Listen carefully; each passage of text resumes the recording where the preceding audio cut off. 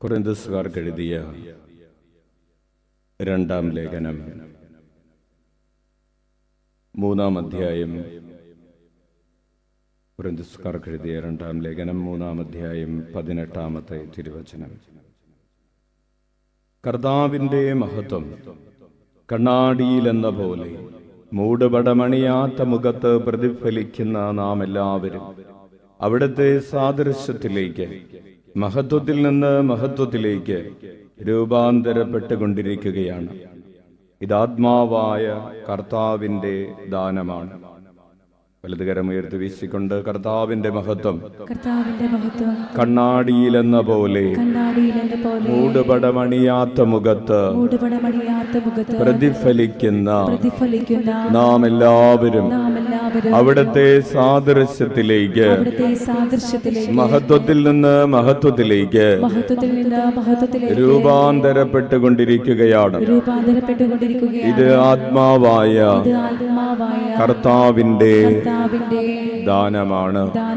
ഇരുകരങ്ങളും ഉയർത്തി വീശിക്കൊണ്ട് കർത്താവിന്റെ മഹത്വം കണ്ണാടിയിലെന്ന പോലെ മൂടുപടമണിയാത്ത മുഖത്ത് പ്രതിഫലിക്കുന്ന നാം എല്ലാവരും അവിടുത്തെ സാദൃശ്യത്തിലേക്ക്, മഹത്വത്തിൽ നിന്ന് മഹത്വത്തിലേക്ക് രൂപാന്തരപ്പെട്ടുകൊണ്ടിരിക്കുകയാണ്.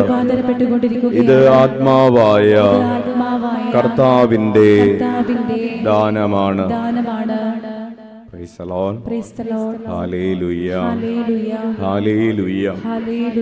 പ്രിയപ്പെട്ടവരെ, നമ്മൾ പഠിച്ചുകൊണ്ടിരിക്കുന്ന വിഷയം എന്താണ്? രൂപാന്തരീകരണമാണ്. നമുക്ക് എന്താണ് സംഭവിച്ചുകൊണ്ടിരിക്കുന്നത്? രൂപാന്തരീകരണമാണ് സംഭവിച്ചുകൊണ്ടിരിക്കുന്നത്.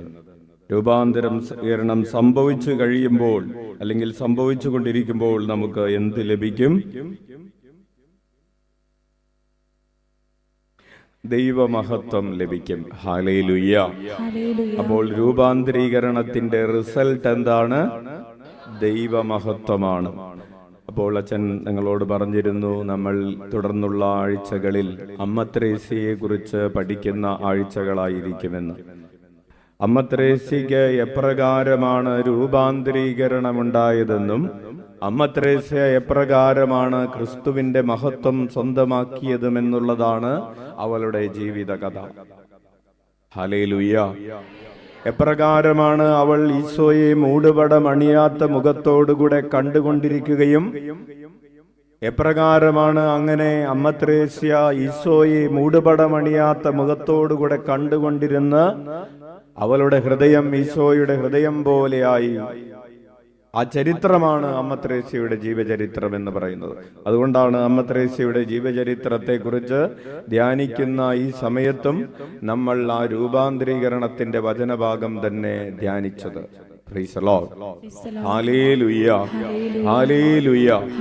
അപ്പോൾ നമ്മൾ പഠിച്ചുകൊണ്ടിരിക്കുന്ന വിഷയത്തിൽ നിന്നും വ്യത്യസ്തമായ ഒരു ടോപ്പിക്കല്ല അമ്മ ത്രേസ്യയുടെ ജീവിതത്തെ കുറിച്ചുള്ള പഠനം എന്ന് പറയുന്നത്. അത് ഇതിനോട് ചേർന്ന് പോകുന്ന, ഇഴചേർന്ന് പോകുന്ന ഒരു വിഷയമാണ്. ഇന്ന് മുതൽ കണക്ക് കൂട്ടിയാൽ 10 വ്യാഴാഴ്ചകൾക്ക് ശേഷം വരുന്ന 10 വ്യാഴാഴ്ചകൾക്ക് ശേഷം വരുന്ന ചൊവ്വാഴ്ചയാണ് ഒക്ടോബർ 15-ാം തീയതി. എന്നാണ് അമ്മ ത്രേസ്യയുടെ തിരുനാൾ നമ്മൾ ആഘോഷിക്കുന്നത്. അച്ഛൻ തിരുനാളിന് ഒരു 25,000 പേർക്കുള്ള ചിക്കൻ സദ്യയാണ് ഉദ്ദേശിക്കുന്നത്. Hallelujah, hallelujah, hallelujah. അപ്പോൾ അതിനുവേണ്ടി നമ്മൾ പ്രാർത്ഥിച്ചൊരുങ്ങുമ്പോൾ, നമ്മൾ തിരുനാൾ ആഘോഷിക്കുന്നതിന് വേണ്ടി പ്രാർത്ഥിച്ചൊരുങ്ങുമ്പോൾ, ഈ വിശുദ്ധയുടെ ജീവിതം എന്താണെന്ന് ഒറ്റ ദിവസം കൊണ്ട്, ഒരു തിരുനാളിൻ്റെ 5 ദിവസങ്ങൾ കൊണ്ട്, 5 ദിവസങ്ങളിലുള്ള തിരുനാൾ പ്രസംഗങ്ങൾ കൊണ്ട് മനസ്സിലാക്കാൻ പറ്റുന്ന, ഇതിലും അപ്പുറമുള്ള ഒരു ജീവിതമാണ് അമ്മ ത്രേസ്യയുടെ ജീവിതവും അമ്മ ത്രേസ്യയുടെ പഠനങ്ങളും എന്ന് പറയുന്നത്. അമ്മ ത്രേസ്യയുടെ മക്കളാണ് എന്ന് പറയുന്ന നമ്മൾ വളരെ പ്രത്യേകമായി മലബാറിൽ, വിശേഷമായി ഉത്തര മലബാറിൽ അമ്മ ത്രേസ്യയോടുള്ള ഭക്തി ഏകദേശം 300 വർഷങ്ങളായി ഇവിടെയുണ്ട്. Hallelujah, hallelujah, hallelujah. അതായത് 18-ാം നൂറ്റാണ്ടിന്റെ ആരംഭ ദശകങ്ങളിൽ മാഹിയിൽ അമ്മ ത്രേസ്യയുടെ തിരുസ്വരൂപം കൊണ്ടുവരികയും അവിടെ കർമ്മലീത്ത വൈദികർ അമ്മ ത്രേസ്യയുടെ നാമധേയത്തിൽ ദേവാലയം പണി കഴിപ്പിച്ചത് മുതൽ അമ്മ ത്രേസ്യയോടുള്ള ഭക്തി നമ്മുടെ മലബാറിൽ സുശക്തമാണ്. നമുക്ക് അഭിമാനിക്കാം, കർമ്മലീത്ത വൈദികരാണ് ആ ദേവാലയം അവിടെ സ്ഥാപിച്ചതും ഈ വിശുദ്ധയോടുള്ള ഭക്തി പ്രചരിപ്പിച്ചതും. ആ ഭക്തി നാനാജാതി മതസ്ഥരായിട്ടുള്ള അന്നു മുതൽ ഒരു വിവേചനവും കൂടാതെ മനുഷ്യവർഗത്തെ മുഴുവൻ ഒരു ഒറ്റ നൂലിൽ കോർത്ത് ഈ അമ്മ ത്രേസ്യയുടെ പേരിൽ മനുഷ്യരെ മുഴുവൻ ഒരൊറ്റ നൂലിൽ എല്ലാ ജാതി മതസ്ഥരെയും എല്ലാ വർണ്ണത്തിലും വർഗത്തിലും ഒക്കെ പെട്ടവരെ, നമുക്കറിയാം ജാതി സമ്പ്രദായങ്ങൾ നിലവിലിരുന്ന ഒരു കാലഘട്ടത്തിൽ തൊട്ടുകൂടാത്തവരെന്നും തീണ്ടിക്കൂടാത്തവരെന്നും പറഞ്ഞ് മനുഷ്യരെ പരസ്പരം അകറ്റിയിരുന്ന ഒരു കാലഘട്ടത്തിൽ മനുഷ്യരെ മുഴുവൻ ഒറ്റ നൂലിൽ ചേർത്ത്, സ്നേഹമെന്ന ഒറ്റ നൂലിൽ ചേർത്ത്, പ്രാർത്ഥന എന്ന ഒറ്റ നൂലിൽ ചേർത്ത് കെട്ടിയ ഒരു പാരമ്പര്യത്തിന്റെ, മഹത്തായ പാരമ്പര്യത്തിന്റെ പിന്തുടർച്ചയുമായിട്ടാണ് നമ്മൾ ഈ തിരുനാൾ ആഘോഷിക്കുന്നത്. കൈയടിച്ച് കർത്താവിന് നന്ദി പറയാം. ഉച്ചത്തിൽ വിളിക്കാം, ഈശോയേ, ഈശോയേ. കാലഘട്ടം മാറുമ്പോൾ ജാതിയുടെ പേരിലുള്ള വേർതിരിവുകളില്ല എന്ന് പറയുന്ന ഒരു കാലഘട്ടത്തിൽ നമ്മൾ ജീവിച്ചു കൊണ്ടിരിക്കുന്ന കാലഘട്ടത്തിൽ പലതിൻ്റെയും പേരിലുള്ള വേർതിരിവുകൾ പഴയതിനേക്കാൾ ശക്തമായി മനുഷ്യരുടെ ഇടയിൽ പ്രചരിപ്പിക്കപ്പെട്ടുകൊണ്ടിരിക്കുന്ന ഒരു കാലഘട്ടത്തിൽ വീണ്ടും ഈ അമ്മ നമ്മെ ഈശോയിൽ, നമ്മളെല്ലാവരും ഈശോയുടെ സ്വന്തമാണ്. ഈശോ നമ്മുടെ എല്ലാവരുടെയും സ്വന്തമാണ്. ഈശോ ആരുടെയും ഒരു പ്രൈവറ്റ് സ്വത്തല്ല. ഈശോ എല്ലാ മനുഷ്യരുടെയും സ്വന്തമാണ് എന്ന് പഠിപ്പിച്ച് ഈശോയുടെ സ്വന്തമാകേണ്ടവരാണ് എല്ലാവരും എന്ന ഒരു കുടുംബമായി മാറേണ്ടവരാണ്, ഒരു കുടുംബത്തിലെ അംഗങ്ങളാണ് മനുഷ്യ സമൂഹം മുഴുവനും എന്നുള്ള വലിയ ഒരു പ്രത്യയശാസ്ത്രം നമുക്ക് വീണ്ടും നമ്മുടെ മനോമുഖരത്തിൽ വെളിച്ചമാക്കി മാറ്റുന്നവളാണ് ആവിലായിലെ അമ്മ. Hallelujah, hallelujah. പ്രിയപ്പെട്ടവരെ, സഭാചരിത്രത്തിൽ 10,000-ത്തിലധികം വിശുദ്ധരുണ്ട്. എത്ര വിശുദ്ധരാണ് സഭയിലുള്ളത് എന്ന് നിങ്ങൾ ഗൂഗിളിൽ സെർച്ച് ചെയ്താൽ ഇപ്രകാരം ഒരു സംഖ്യയാണ് ഗൂഗിളിൽ സെർച്ച് ചെയ്യുമ്പോൾ നമുക്ക് കിട്ടുന്നത്. 10,000-ത്തിലധികം. എന്താണ് കൃത്യമായിട്ടൊരു സംഖ്യ പറയാത്തത്? കൃത്യമായി, അതായത് വിശുദ്ധരെന്ന് നാമകരണം ചെയ്യപ്പെട്ടവരുടെ കൃത്യമായിട്ടുള്ള എണ്ണം ഒക്കെ രേഖപ്പെടുത്താൻ തുടങ്ങിയത് കുറെ വൈകിയാണ്. അതിനു മുൻപ് ആദിമകാലങ്ങളിൽ, ആദിമ സഭയിൽ ഈശോയ്ക്ക് വേണ്ടി ജീവൻ കൊടുത്ത് ഈശോയ്ക്ക് വേണ്ടി മരിച്ചവരെ എല്ലാം വിശുദ്ധരെന്ന് വിളിക്കപ്പെട്ടിരുന്ന ഒരു കാലഘട്ടം ഉണ്ടായിരുന്നു. അപ്പോൾ കൃത്യമായിട്ട് ജീവിത വിശുദ്ധി സൂക്ഷിച്ച് ധീരമായി, സാഹസികമായി ക്രിസ്തീയ പുണ്യങ്ങൾ ജീവിക്കുകയും മരിക്കുകയും ചെയ്തവരുടെ സംഖ്യ 10,000-ൽ അധികമാണ്. വിശുദ്ധർ, പ്രത്യേകിച്ച് നാമകരണം ചെയ്യപ്പെട്ട വിശുദ്ധർ സഭയിലുണ്ട്. അതിൽ തന്നെ 37 വിശുദ്ധരെ 10,000-ൽ നിന്ന് 37-ലേക്ക് ചുരുങ്ങുകയാണ്. ഈ 37 വിശുദ്ധരെ തിരുസഭ പ്രത്യേകമായി തിരുസഭാ പണ്ഡിതർ എന്ന് നാമകരണം ചെയ്തിട്ടുണ്ട്. ഹല്ലേലൂയ. എത്ര പേരാണ് തിരുസഭാ പണ്ഡിതർ, അതായത് വേദപാരംഗതരെന്ന് നാമകരണം ചെയ്യപ്പെട്ടിട്ടുള്ളത്? 37 പേരാണ്. എന്തിന്റെ അടിസ്ഥാനത്തിലാണ് ഈ 37 പേർ തിരഞ്ഞെടുക്കപ്പെട്ടിട്ടുള്ളത്? തങ്ങളുടെ പഠനങ്ങളിലൂടെ, തങ്ങളുടെ ഗ്രന്ഥങ്ങളിലൂടെ സഭയുടെ വിശ്വാസ അറിവിനെ പരിപോഷിപ്പിച്ചവർ എന്ന ഒരു പ്രത്യേകമായ പരിഗണന കൊടുത്തിട്ടാണ് 10,000-ത്തിലധികം വിശുദ്ധരിൽ നിന്ന് 37 വേദപാരംഗതരെ, തിരുസഭാ പണ്ഡിതരെ സഭ തിരഞ്ഞെടുത്തിട്ടുള്ളത്, പ്രഖ്യാപിച്ചിട്ടുള്ളത്. Hallelujah, hallelujah. അവരെന്താണ് ചെയ്തത്? ഈ 37 പേര് എന്താണ് ചെയ്തത്? അവർ തങ്ങളുടെ പഠനങ്ങളിലൂടെ, ഒരു ഉദാഹരണത്തിന് വിശുദ്ധ അഗസ്തീനോസ് ഒരു തിരുസഭാ പണ്ഡിതനാണ്. കഴിഞ്ഞ 1-ാം തീയതി, ഓഗസ്റ്റ് മാസം 1-ാം തീയതി നമ്മൾ തിരുനാൾ ആഘോഷിച്ച വിശുദ്ധ അൽഫോൻസ് ലിഗോരി ഒരു തിരുസഭാ പണ്ഡിതനാണ്. അപ്രകാരമുള്ള വലിയ ഗ്രന്ഥങ്ങൾ രചിക്കുകയും തിരുസഭയെ പഠിപ്പിക്കുകയും ഒക്കെ ചെയ്തിട്ടുള്ള വിശുദ്ധരുണ്ട്. ഇന്ന് നമ്മൾ ഒരു വിശുദ്ധന്റെ തിരുനാൾ ആഘോഷിക്കുന്നുണ്ട്, വിശുദ്ധ ഡൊമിനിക്കിന്റെ തിരുനാൾ ആഘോഷിക്കുന്നുണ്ട്.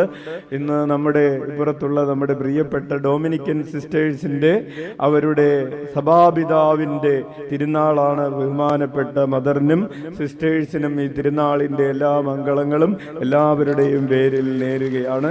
നിങ്ങൾ സ്റ്റാളിൽ ചെല്ലുമ്പോൾ സിസ്റ്റേഴ്സിനെ കാണുമ്പോൾ ഒരു ഹാപ്പി ഫീസ്റ്റ് പറയണം എന്ന് ഓർമ്മിപ്പിക്കുകയാണ്. ഹല്ലേലൂയ. അപ്പോൾ ഇതിൽ നിന്ന് 37 പേര്. ഈ 37 പേരിൽ പ്രിയപ്പെട്ടവരെ 4 പേർ സ്ത്രീകളാണ്. 37 4 പോയ ബാക്കി എത്രയുണ്ട്? 33 പേര് പുരുഷന്മാരും 4 പേർ സ്ത്രീകളുമാണ്. സ്ത്രീകളിൽ തന്നെ, അപ്പോൾ വീണ്ടും 4 ചുരുങ്ങി. ഈ സ്ത്രീകളിൽ തന്നെ സഭാചരിത്രത്തിൽ ആദ്യമായി വേദപാരംഗതയായി പ്രഖ്യാപിക്കപ്പെട്ടവളാണ് ആവിലായിലെ വിശുദ്ധ അമ്മ ത്രേസ്യ. 1970 പോളാറാമൻ മാർപ്പാപ്പയാണ് അമ്മ ത്രേസ്യയെ വേദപാരംഗതയായി പ്രഖ്യാപിച്ചത്. അതിനുശേഷം അതേ പാപ്പ തന്നെ ഒരാഴ്ചയ്ക്ക് ശേഷമാണ് സിയന്നയിലെ വിശുദ്ധ കാതറിനെ വേദപാരംഗതയായി പ്രഖ്യാപിക്കുന്നത്. അപ്പോൾ 2 പേര്. ഒരാളാരാണ്? ആവിലായിൽ വിശുദ്ധ അമ്മ ത്രേസ്യ സ്പെയിനിലാണ് ജനിച്ചത്. കാതറിൻ ഓഫ് സിയന്ന ഇറ്റലിയിൽ ജനിച്ച വിശുദ്ധയാണ്. അമ്മ ത്രേസ്യയ്ക്ക് മുമ്പ് ജീവിക്കുകയും മരിക്കുകയും ചെയ്ത ആളാണെങ്കിലും അമ്മ ത്രേസ്യയ്ക്ക് ശേഷമാണ് വിശുദ്ധ കാതറിനെ വേദപാരംഗതയായി പ്രഖ്യാപിച്ചത്. അതിനുശേഷം 1997 ജോൺ പോൾ 2 മാർപ്പാപ്പ മറ്റൊരു വിശുദ്ധയെ വേദപാരംഗതയായി പ്രഖ്യാപിച്ചു. വേദപാരംഗതയായി പ്രഖ്യാപിക്കപ്പെടുന്ന 3-ാമത്തെ വനിത ആരാണ്? അൽഫോൻസാമ്മയൊന്നുമല്ല. പ്രിയപ്പെട്ടവരെ, വേദപാരംഗതയായി പ്രഖ്യാപിക്കപ്പെട്ട 3-ാമത്തെ വിശുദ്ധ നമ്മുടെ അവിടെ അപ്പുറത്ത് നിൽക്കുന്ന കൊച്ചു ത്രേസ്യയാണ്. കൈയടിച്ച് കർത്താവിന് നന്ദി പറയാം. അതിനുശേഷം 2012 അപ്പൊ കൊച്ചു ത്രേസ്യ ഫ്രാൻസിൽ നിന്നുള്ളൊരു വിശുദ്ധയാണ്. 2012 ബെനഡിക്റ്റ് 16 മാർപ്പാപ്പ ജർമ്മനിയിൽ നിന്നുള്ള മറ്റൊരു വിശുദ്ധയായി വേദപാരംഗതയായി പ്രഖ്യാപിച്ചു. ഹിൽഡ്ഗാർഡ് എന്ന് പറയുന്ന ഒരു വിശുദ്ധയാണ്. നമുക്ക് അത്രയേറെ പരിചയം ഒന്നുമുള്ള ഒരു വിശുദ്ധയല്ല. 1100കളിൽ, ഇത് 11-ാം നൂറ്റാണ്ടിൽ 12-ാം നൂറ്റാണ്ടിൽ ജീവിച്ച് ജർമ്മനിയിൽ ജീവിച്ച് മരിച്ച ഒരു വിശുദ്ധയാണ് ഹിൽഡ്ഗാർഡ് എന്ന് പറയുന്ന വിശുദ്ധ. അങ്ങനെ 4 പേരാണ് വനിതകളായിട്ട് വേദപാരംഗതരായി സഭയിലുള്ളത്. Hallelujah, hallelujah, hallelujah. അപ്പോൾ അച്ഛൻ ഇത് പറഞ്ഞത് സഭാചരിത്രത്തിൽ എത്രമാത്രം പ്രാധാന്യമാണ് ആവിലായിലെ വിശുദ്ധ അമ്മ ത്രേസ്യയ്ക്ക് ഉള്ളത് എന്ന് സൂചിപ്പിക്കാനായിട്ട് ഒരു ചെറിയ ഒരു പോയിന്റ് പറഞ്ഞെന്നുള്ളൂ. സഭാ പഠനങ്ങളിൽ, കത്തോലിക്ക സഭയുടെ മതബോധന ഗ്രന്ഥങ്ങളിലെല്ലാം പല ആവർത്തിയാണ്, പ്രത്യേകിച്ച് പ്രാർത്ഥനയെ കുറിച്ച് ഉള്ള പഠനങ്ങളിൽ കത്തോലിക്ക സഭയുടെ മതബോധന ഗ്രന്ഥത്തിലൊക്കെ പല പ്രാവശ്യം കോട്ട് ചെയ്യപ്പെട്ടിട്ടുള്ള ഒരു വിശുദ്ധയാണ് അമ്മ ത്രേസ്യ. ഈ അമ്മ ത്രേസ്യ ജനിച്ചത് 1515 മാർച്ച് മാസം 28-ാം തീയതിയാണ്. പ്രൈസ് ദി ലോർഡ്, ഹല്ലേലൂയ എന്നാണ് ജനിച്ചത്. 1515. 2015 ആയപ്പോഴേക്കും എത്ര വർഷമായി? 500 വർഷമായി. അമ്മ ത്രേസ്യയുടെ ജനനത്തിന്റെ 500 വർഷത്തിന്റെ ആഘോഷം കണക്കിലെടുത്ത് അമ്മ ത്രേസ്യ ഉപയോഗിച്ചു കൊണ്ടിരുന്ന, അമ്മ ത്രേസ്യ യാത്ര ചെയ്തിരുന്നവളാണ്. അമ്മ ത്രേസ്യ യാത്ര ചെയ്തിരുന്നപ്പോ കാലങ്ങളിൽ, നമുക്കറിയാം 500 വർഷം മുമ്പാണ്, യാത്ര ചെയ്തിരുന്നപ്പോ അമ്മ ത്രേസ്യ കയ്യിൽ കൊണ്ടു നടന്നിരുന്ന ഒരു വടിയുണ്ടായിരുന്നു. അതിന്നും സ്പാനിഷ് ഗവൺമെന്റിന്റെ മ്യൂസിയത്തിൽ, അമ്മ ത്രേസ്യയുടെ പേരിലുള്ള മ്യൂസിയത്തിൽ ഒത്തിരിയേറെ പ്രൊട്ടക്ഷനോടുകൂടെ സംരക്ഷിക്കപ്പെടുന്ന ഒരു കാര്യമാണ്, ഒരു വിശുദ്ധ വസ്തുവാണ് ഈ വടി എന്ന് പറയുന്നത്. ഈ വടി, അമ്മ ത്രേസ്യയുടെ ഈ വടി അത് ആ ഗവൺമെന്റ് വിട്ടുകൊടുക്കുകയും ലോകം മുഴുവനും അമ്മ ത്രേസ്യയുടെ ഈ വടി ഒരു വിശുദ്ധ വസ്തു, ഒരു റെലിക് എന്ന പേരിൽ കൊണ്ടുവരപ്പെടുകയും ചെയ്തു. എറണാകുളത്ത് വരെ അത് കൊണ്ടുവന്നപ്പോൾ ഇവിടെ ഉണ്ടായിരുന്ന ബാവുപ്പോളച്ചൻ അന്ന് ഒരു അമ്മ ത്രേസ്യ ഉപയോഗിച്ചിരുന്ന വടിയുടെ അതേ രൂപത്തിൽ ഒരു മനോഹരമായൊരു വടി ഉണ്ടാക്കുകയും ആ വടി ഇവിടെ നിന്ന് ആഘോഷമായി കൊണ്ടുപോയി എറണാകുളത്ത് അമ്മ ത്രേസ്യയുടെ ആ വിശുദ്ധ വടിയുമായി സ്പർശിച്ച് ആ വടി ഇവിടെ കൊണ്ടുവന്ന് അമ്മ ത്രേസ്യയുടെ തിരുസ്വരൂപത്തോട് ചേർത്ത് നമ്മുടെ ആ രൂപക്കൂടിലിരിക്കുന്ന വടി അമ്മ ത്രേസ്യയുടെ വടിയെ സ്പർശിച്ച ഒരു വടിയാണ്. കൈയടിച്ച് കർത്താവിന് നന്ദി പറയാം. അപ്പോൾ ഒരു വിശുദ്ധർ ഉപയോഗിച്ച വസ്തുക്കൾ, അവർ തന്നെ ഇട്ട വസ്ത്രം, അവർ തന്നെ ഉപയോഗിച്ച കട്ടിൽ, അവർ തന്നെ ഉപയോഗിച്ച പേന, പുസ്തകങ്ങളെയെല്ലാം പ്രൈമറി റെലിക്സ് എന്നാണ് പറയുന്നത്. എന്താണ് പ്രൈമറി? ആദ്യത്തെ ക്വാളിറ്റിയിലുള്ള പ്രൈമറി റെലിക്സ്. ഇനി അതുമായി സ്പർശിച്ച മറ്റു വസ്തുക്കളെ നമ്മൾ പറയുന്ന പേര് സെക്കൻഡറി റെലിക്സ് എന്നാണ്. പ്രിയപ്പെട്ടവരെ, നമ്മൾ ഏതെങ്കിലുമൊക്കെ വിശുദ്ധ സ്ഥലങ്ങളിൽ പോകുമ്പോൾ, ഏതെങ്കിലുമൊക്കെ വിശുദ്ധരുടെ കുഴിമാടങ്ങളിലൊക്കെ പോകുമ്പോൾ നമ്മൾ ഇങ്ങനെ ചെയ്യാറുണ്ടല്ലോ. നമ്മുടെ കയ്യിലുള്ള കൊന്തയെടുത്ത് ആ കുഴിമാടത്തിൽ വെച്ച് പ്രാർത്ഥിക്കാറുണ്ട്, ഇല്ലേ? ഉണ്ട്. എന്തുകൊണ്ടാണത്? അതുമായി സ്പർശിച്ചു കഴിയുമ്പോൾ എൻ്റെ കയ്യിലുള്ള ഈ ജപമാലയ്ക്ക് അല്ലെങ്കിൽ ഈ ക്രൂശിത രൂപത്തിന് ഒരു പുണ്യത്തിന്റെ സുഗന്ധം കൈവരുന്നു എന്ന വിശ്വാസത്തിൽ നിന്നാണ് നമ്മൾ അത് ചെയ്യുന്നത്. അപ്രകാരം ഞാൻ പറഞ്ഞു വരുന്നത്, ആ രൂപത്തോട് ചേർന്നിരിക്കുന്ന ഈ വടി ഒരു സെക്കൻഡറി റെലിക്സ് ആണ്, ഒരു പൂജ്യ വസ്തുവാണ്, ഒരു പുണ്യ വസ്തുവാണ്. നിങ്ങളത് അൾത്താരയുടെ മുമ്പിൽ നിന്ന് വണങ്ങിയാൽ മതി.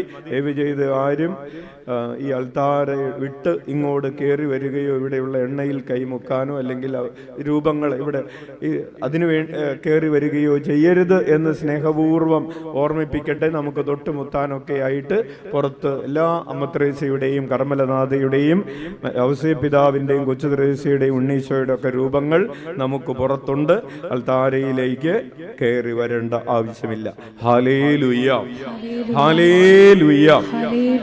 അപ്പോൾ പ്രിയപ്പെട്ടവരെ, 1515 സ്പെയിനിൽ ആവിലയിൽ ജനിച്ച അമ്മ ത്രേസ്യ 1582 തന്റെ 67ാമത്തെ വയസ്സിലാണ് അമ്മ ത്രേസ്യ മരിക്കുന്നത്. ഒക്ടോബർ 4-ാം തീയതി. തന്റെ 67 വയസ്സ് നീണ്ടുനിന്ന ഒരു ജീവിതത്തെ കുറിച്ചാണ് നമ്മൾ പഠിക്കാൻ പോകുന്നത്.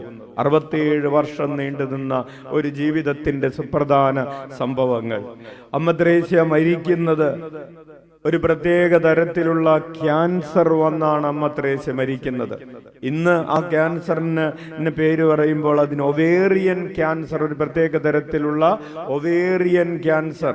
നമ്മൾ ക്യാൻസറിന്റെ ടെസ്റ്റ് ഇന്നാണ് ചെയ്യുന്നതെങ്കിൽ അതിന് CA-125 എന്ന് പറയുന്ന ടെസ്റ്റ് ആയിരിക്കും ചെയ്യുന്നത്. Hallelujah, hallelujah, hallelujah. അമ്മ ത്രേസ്യ പ്രത്യേകമായി സഭ അവതരിപ്പിക്കുന്നത് ശാരീരിക രോഗങ്ങളിൽ നിന്നുള്ള മോചനം പ്രാപിക്കുന്നതിന് വേണ്ടി പ്രത്യേകമായി പ്രാർത്ഥിക്കാനുള്ള ഒരു വിശുദ്ധയായിട്ടാണ്. Price the Lord.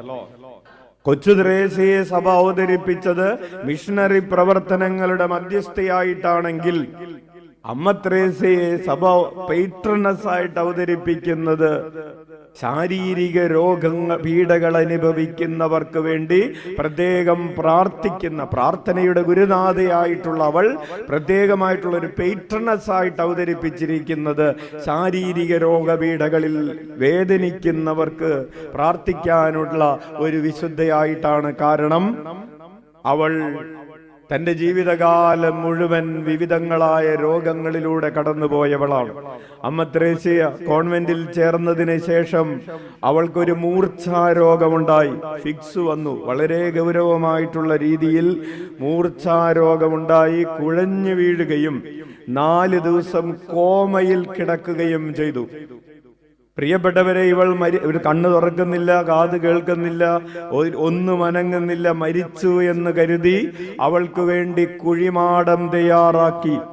ഫ്യൂണറലിന് വേണ്ടിയിട്ടുള്ള ഒരുക്കങ്ങൾ തയ്യാറാക്കി.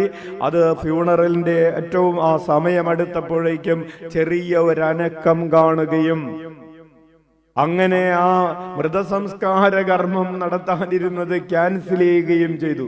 പിന്നീട് 3 വർഷങ്ങൾ പാരലൈസ്ഡ് ആയിട്ട് തളർന്നു കിടന്നവളാണ് അമ്മ ത്രേസ്യ. 3 വർഷങ്ങൾ കട്ടിലിൽ നിന്ന് കട്ടിച്ച് മാത്രം, അതായത് തളർന്നു കിടന്ന, പാരലൈസ്ഡ് ആയിട്ട് കിടന്ന ഒരു ചരിത്രം അമ്മ ത്രേസ്യയുടെ ജീവിതത്തിലുണ്ട്. Hallelujah, hallelujah. അപ്രകാരം അമ്മ ത്രേസ്യ തന്റെ ആത്മകഥയിൽ എഴുതുകയാണ്, രോഗമില്ലാത്തതായി ഒരു ദിവസം പോലും എന്റെ ജീവിതത്തിൽ ഉണ്ടായിട്ടുള്ളതായിട്ട് എനിക്ക് ഓർമ്മയില്ലെന്ന്. ചില അമ്മമാരിവിടെ വന്നിട്ട് പറയാറുണ്ട്, അച്ഛാ ഞാൻ ചിരിച്ചതായിട്ട്, ഞാൻ സന്തോഷിച്ചതായിട്ട് ഒരു ദിവസം പോലും എന്റെ ജീവിതത്തിൽ ഓർമ്മയില്ല എന്ന് പറയുന്ന അമ്മമാരെ അച്ഛൻ കേട്ടിട്ടുണ്ട്. അതുപോലെ ഈ അമ്മ ത്രേസ്യ പറയുകയാണ്, എന്റെ ജീവിതത്തിൽ രോഗമില്ലാത്തതായി ഒരു ദിവസം പോലും ഉണ്ടായിട്ടില്ല എന്ന്. Price the Lord. അതുകൊണ്ടാണ് അമ്മ ത്രേസ്യയെ രോഗപീഠകളിലൂടെ പോയവൾക്ക് രോഗപീഠകളിലൂടെ കടന്നു പോകുന്നവളുടെ വേദന അറിയാം. കണ്ണുനീരോടെ നമ്മൾ വന്നിട്ട് എനിക്ക് എന്റെ കരമുയർത്താൻ പറ്റുന്നില്ല അമ്മേ എന്ന് പറയുമ്പോ അവൾ നമുക്ക് വേണ്ടി മാധ്യസ്ഥം വഹിക്കുന്നത് അവൾക്കറിയാം. കരം അനക്കാൻ പറ്റാതെ 3 വർഷം കൈ അനക്കാൻ പറ്റാതെ കിടന്ന അമ്മ ത്രേസ്യയ്ക്ക് കൈ അനക്കാൻ പറ്റാത്തവന്റെ വേദന അറിയാം. കാല് മുട്ടുമടക്കാൻ പറ്റുന്നില്ല എന്ന് പറയുമ്പോ, നടുവേദനയായിട്ട് എഴുന്നേറ്റിരിക്കാനോ കിടക്കാനോ പറ്റുന്നില്ല എന്ന് പറയുമ്പോ, തളർന്ന് 3 വർഷം തളർന്നു കിടന്ന അവൾക്ക് അതിന്റെ വേദന അറിയാം. അവൾ നമുക്ക് വേണ്ടി പ്രാർത്ഥിച്ചിരിക്കും തീർച്ചയാണ്. Hallelujah, hallelujah. ഉറക്കെ വിളിക്കാം ഈശോയേ, ഉച്ചത്തിൽ വിളിക്കാം അമ്മേ, അമ്മേ. പ്രിയപ്പെട്ടവരെ, അമ്മ ത്രേസ്യയുടെ വീട്ടിൽ 12 മക്കളാണ് ഉണ്ടായിരുന്നത്. എത്ര പേരാണ്? 12 മക്കളിൽ 5ാമത്തവളായിട്ടാണ് ഇവൾ ജനിച്ചത്. 12 മക്കളുള്ള വീട്ടിൽ 5ാമത്തവളായി അമ്മ ത്രേസ്യ ജനിക്കുമ്പോൾ അമ്മ ത്രേസ്യയ്ക്ക് വീട്ടിൽ മറ്റൊരു ഗുണമുണ്ടായിരുന്നു. വിശുദ്ധമായ ഒരു പാരമ്പര്യമുള്ള ഒരു കുടുംബമായിരുന്നു, പ്രാർത്ഥനയുള്ള ഒരു കുടുംബമായിരുന്നു. കഴിഞ്ഞ ദിവസം ഒരു മകള് വന്നിട്ട് പറഞ്ഞു, 18 വയസ്സുള്ള മകളാണ്, അച്ഛാ എന്റെ വീട്ടിൽ പ്രാർത്ഥനയില്ല. എന്റെ വീട്ടിൽ ഞാൻ കാണുന്നത് എല്ലാ ദിവസവും മദ്യപിച്ചു വരുന്ന ഒരപ്പനെയാണ്. എന്റെ വീട്ടിൽ ഞാൻ കാണുന്നത് എല്ലാ ദിവസവും ഒറ്റയ്ക്കിരുന്ന് പ്രാർത്ഥിക്കുന്ന ഒരമ്മയെയാണ്. എന്റെ വീട്ടിൽ ഞാൻ കാണുന്നത് എല്ലാ ദിവസവും അപ്പനും അമ്മയും എപ്പോഴും വഴക്കടിക്കുന്നതാണ്. ഞാൻ സ്നേഹം തേടി സ്നേഹം കിട്ടുമെന്ന് കരുതിയ മറ്റിടങ്ങളിലേക്ക് പോയതിൽ തെറ്റുണ്ടോ? പ്രിയപ്പെട്ടവരെ, അമ്മ ത്രേസ്യയുടെ വീട്ടിൽ പ്രാർത്ഥനയുടെ ഒരു അന്തരീക്ഷമുണ്ടായിരുന്നു. ഈശോയെ കുറിച്ചുള്ള ചർച്ചകൾ ഉണ്ടായിരുന്നു, ദൈവരാജ്യത്തെ കുറിച്ചുള്ള വാർത്തകൾ ഉണ്ടായിരുന്നു. അങ്ങനെ ദൈവരാജ്യത്തെ കുറിച്ചുള്ള വാർത്തകളും ചർച്ചകളും പഠനങ്ങളും വായനകളും മിഷണറി പ്രവർത്തനങ്ങളെ കുറിച്ചുള്ള ചർച്ചകൾ ഉണ്ടായിരുന്നു. അവർ വീട്ടിൽ ചർച്ച ചെയ്തിരുന്നത് രക്തസാക്ഷികളെ കുറിച്ചാണ്. മൊറോക്കോയിൽ യേശുനാമത്തിൽ സുവിശേഷം ജീവിക്കുന്നവരെ, സുവിശേഷം പ്രഘോഷിക്കുന്നവരെ കൊല്ലുന്നുണ്ടെന്ന വാർത്ത കേട്ടു. അവർ മിഷണറിമാർക്ക് വേണ്ടി, വിശ്വാസികൾക്ക് വേണ്ടി പ്രാർത്ഥിക്കാൻ തുടങ്ങി. അങ്ങനെ പ്രാർത്ഥിച്ചു കൊണ്ടിരുന്നപ്പോൾ അമ്മ ത്രേസ്യയ്ക്കും തോന്നി, എനിക്കും ഒരു വിശുദ്ധയാകണം. 7ാമത്തെ വയസ്സിൽ ഈ പെൺകുട്ടിയുടെ ആഗ്രഹം എന്താണ്? അടുത്തിരിക്കുന്ന ആളെ നോക്കി കൈ കൊടുത്തോണ്ട് പറഞ്ഞ്, 7ാമത്തെ വയസ്സിൽ അമ്മ ത്രേസ്യയുടെ ആഗ്രഹം വിശുദ്ധയാകണം എന്നതായിരുന്നു. എന്തിനാണ് കൈ കൊടുക്കാൻ പറഞ്ഞെന്നറിയാവോ? Hallelujah, hallelujah, hallelujah. വിശുദ്ധരാവാനുള്ള ആഗ്രഹം നിനക്ക് 7ാമത്തെ വയസ്സിൽ ഏത് ആഗ്രഹമാണ് ഉണ്ടായിരുന്നത്? 7ാമത്തെ വയസ്സ് പോട്ടെ, ഇപ്പൊ നിനക്ക് ഏത് ആഗ്രഹമാണുള്ളതെന്നൊന്ന് ചോദിക്കേ. ഉറക്കം മരുന്നുണ്ടെങ്കിൽ അങ്ങ് പോയിക്കോട്ടെ. ഇനി ആരും നിങ്ങളെ മൈൻഡാക്കുന്നില്ലെങ്കിൽ, അടുത്തിരിക്കുന്ന ആൾ നിങ്ങളുടെ മുഖത്ത് നോക്കുന്നില്ലെങ്കിൽ ഒന്ന് പിടിച്ച് കുലുക്ക്. എന്നിട്ട് ചോദിക്കും, ഇപ്പൊ നിനക്കുള്ള ആഗ്രഹം എന്താണ്? Hallelujah, hallelujah. പ്രിയപ്പെട്ടവരെ, അമ്മ ത്രേസ്യയുടെ 7ാമത്തെ വയസ്സിലുണ്ടായിരുന്ന ആഗ്രഹം എനിക്കൊരു രക്തസാക്ഷിയാകണമെന്നാണ്. എനിക്ക് ഈശോയ്ക്ക് വേണ്ടി മരിക്കണം. ഈശോയ്ക്ക് വേണ്ടി മരിക്കണം എന്ന് ആഗ്രഹിക്കുന്നവരൊന്ന് കൈ ഉയർത്തി. കുറെ പേരുണ്ടല്ലോ. കർത്താവേ, കൈയടിച്ച് കർത്താവ്. ഹല്ലേലൂയ. പ്രിയപ്പെട്ടവര്, നിങ്ങൾ പറഞ്ഞത് സത്യമാണ്. ഈശോയ്ക്ക് വേണ്ടി മരിക്കാൻ ആഗ്രഹമുള്ളത് കൊണ്ടാണ് നിങ്ങൾ ഇന്ന് ഇവിടെ ഇരിക്കുന്നത്, അല്ലേ? നമ്മളൊരു മരണമാണ്, അതായത് നമുക്ക് വേണ്ടി ഇതൊരു മരണമാണ്. ഇതിനെ പറയുന്നത് വൈറ്റ് മാർട്ടിഡം എന്നാണ്. അതായത് ചുവന്ന രക്തസാക്ഷിത്വവുമുണ്ട്, വെളുത്ത രക്തസാക്ഷിത്വവുമുണ്ട്. എന്താണ് ചുവന്ന രക്തസാക്ഷിത്വം? ഈശോയ്ക്ക് വേണ്ടി രക്തം ചിന്തി മരിക്കുന്നതിനെയാണ് ചുവന്ന രക്തസാക്ഷിത്വം എന്ന് പറയുന്നത്, റെഡ് മാർട്ടിഡം എന്ന് പറയുന്നത്. അപ്പോൾ ഈശോയ്ക്ക് വേണ്ടി അക്ഷരാർത്ഥത്തിൽ രക്തം ചിന്തി മരിച്ചു. എന്താണ് വെളുത്ത രക്തസാക്ഷിത്വം? അമ്മ ത്രേസ്യ ഉപയോഗിച്ചൊരു വാക്കാണ്, വിശുദ്ധിയല്ല. അതായത് നമ്മൾ ജീവിച്ചുകൊണ്ടിരിക്കുകയാണ്. ഈ ജീവിച്ചുകൊണ്ടിരിക്കുമ്പോൾ തന്നെ എന്റെ ജീവിതം മുഴുവൻ, ഇപ്പൊ ഒരു കോൺവെന്റിൽ ജീവിക്കുന്ന ഒരു സിസ്റ്ററിനെ കുറിച്ചാണ് അമ്മ ത്രേസ്യ വൈറ്റ് മാർട്ടിഡം എന്ന് ഉദ്ദേശിച്ചത്. അതായത് ഈശോയ്ക്ക് വേണ്ടി അവൾ അവളുടെ ജീവിതം ഉപേക്ഷിച്ച് ഈശോയ്ക്ക് വേണ്ടി ജീവിച്ചുകൊണ്ടിരിക്കുകയാണ്. പുറത്ത് സുഖഭോഗങ്ങളിൽ കഴിയാമായിരുന്നു, പലതരത്തിലുള്ള ആനന്ദങ്ങളിൽ കഴിയാമായിരുന്നു. ഇതെല്ലാം വേണ്ട എന്ന് വെച്ചിട്ട് സമ്പാദ്യങ്ങൾ സ്വരുക്കൂട്ടാമായിരുന്നു, ഒരു ജീവിത പങ്കാളിയുമായിട്ട് ഒരുമിച്ച് ജീവിക്കാമായിരുന്നു, മക്കളുമായിട്ട് ഒരുമിച്ച് ജീവിക്കാമായിരുന്നു. ഇതെല്ലാം വേണ്ട എന്ന് വെച്ചിട്ട് ഒരു മിണ്ടാമടത്തിൽ വന്ന്, അല്ലെങ്കിൽ ഒരു കോൺവെന്റിൽ വന്ന് ഈശോയ്ക്ക് വേണ്ടി ജീവിക്കുന്നത് ഒരു വെളുത്ത രക്തസാക്ഷിത്വമാണ്. ഹല്ലേലൂയ.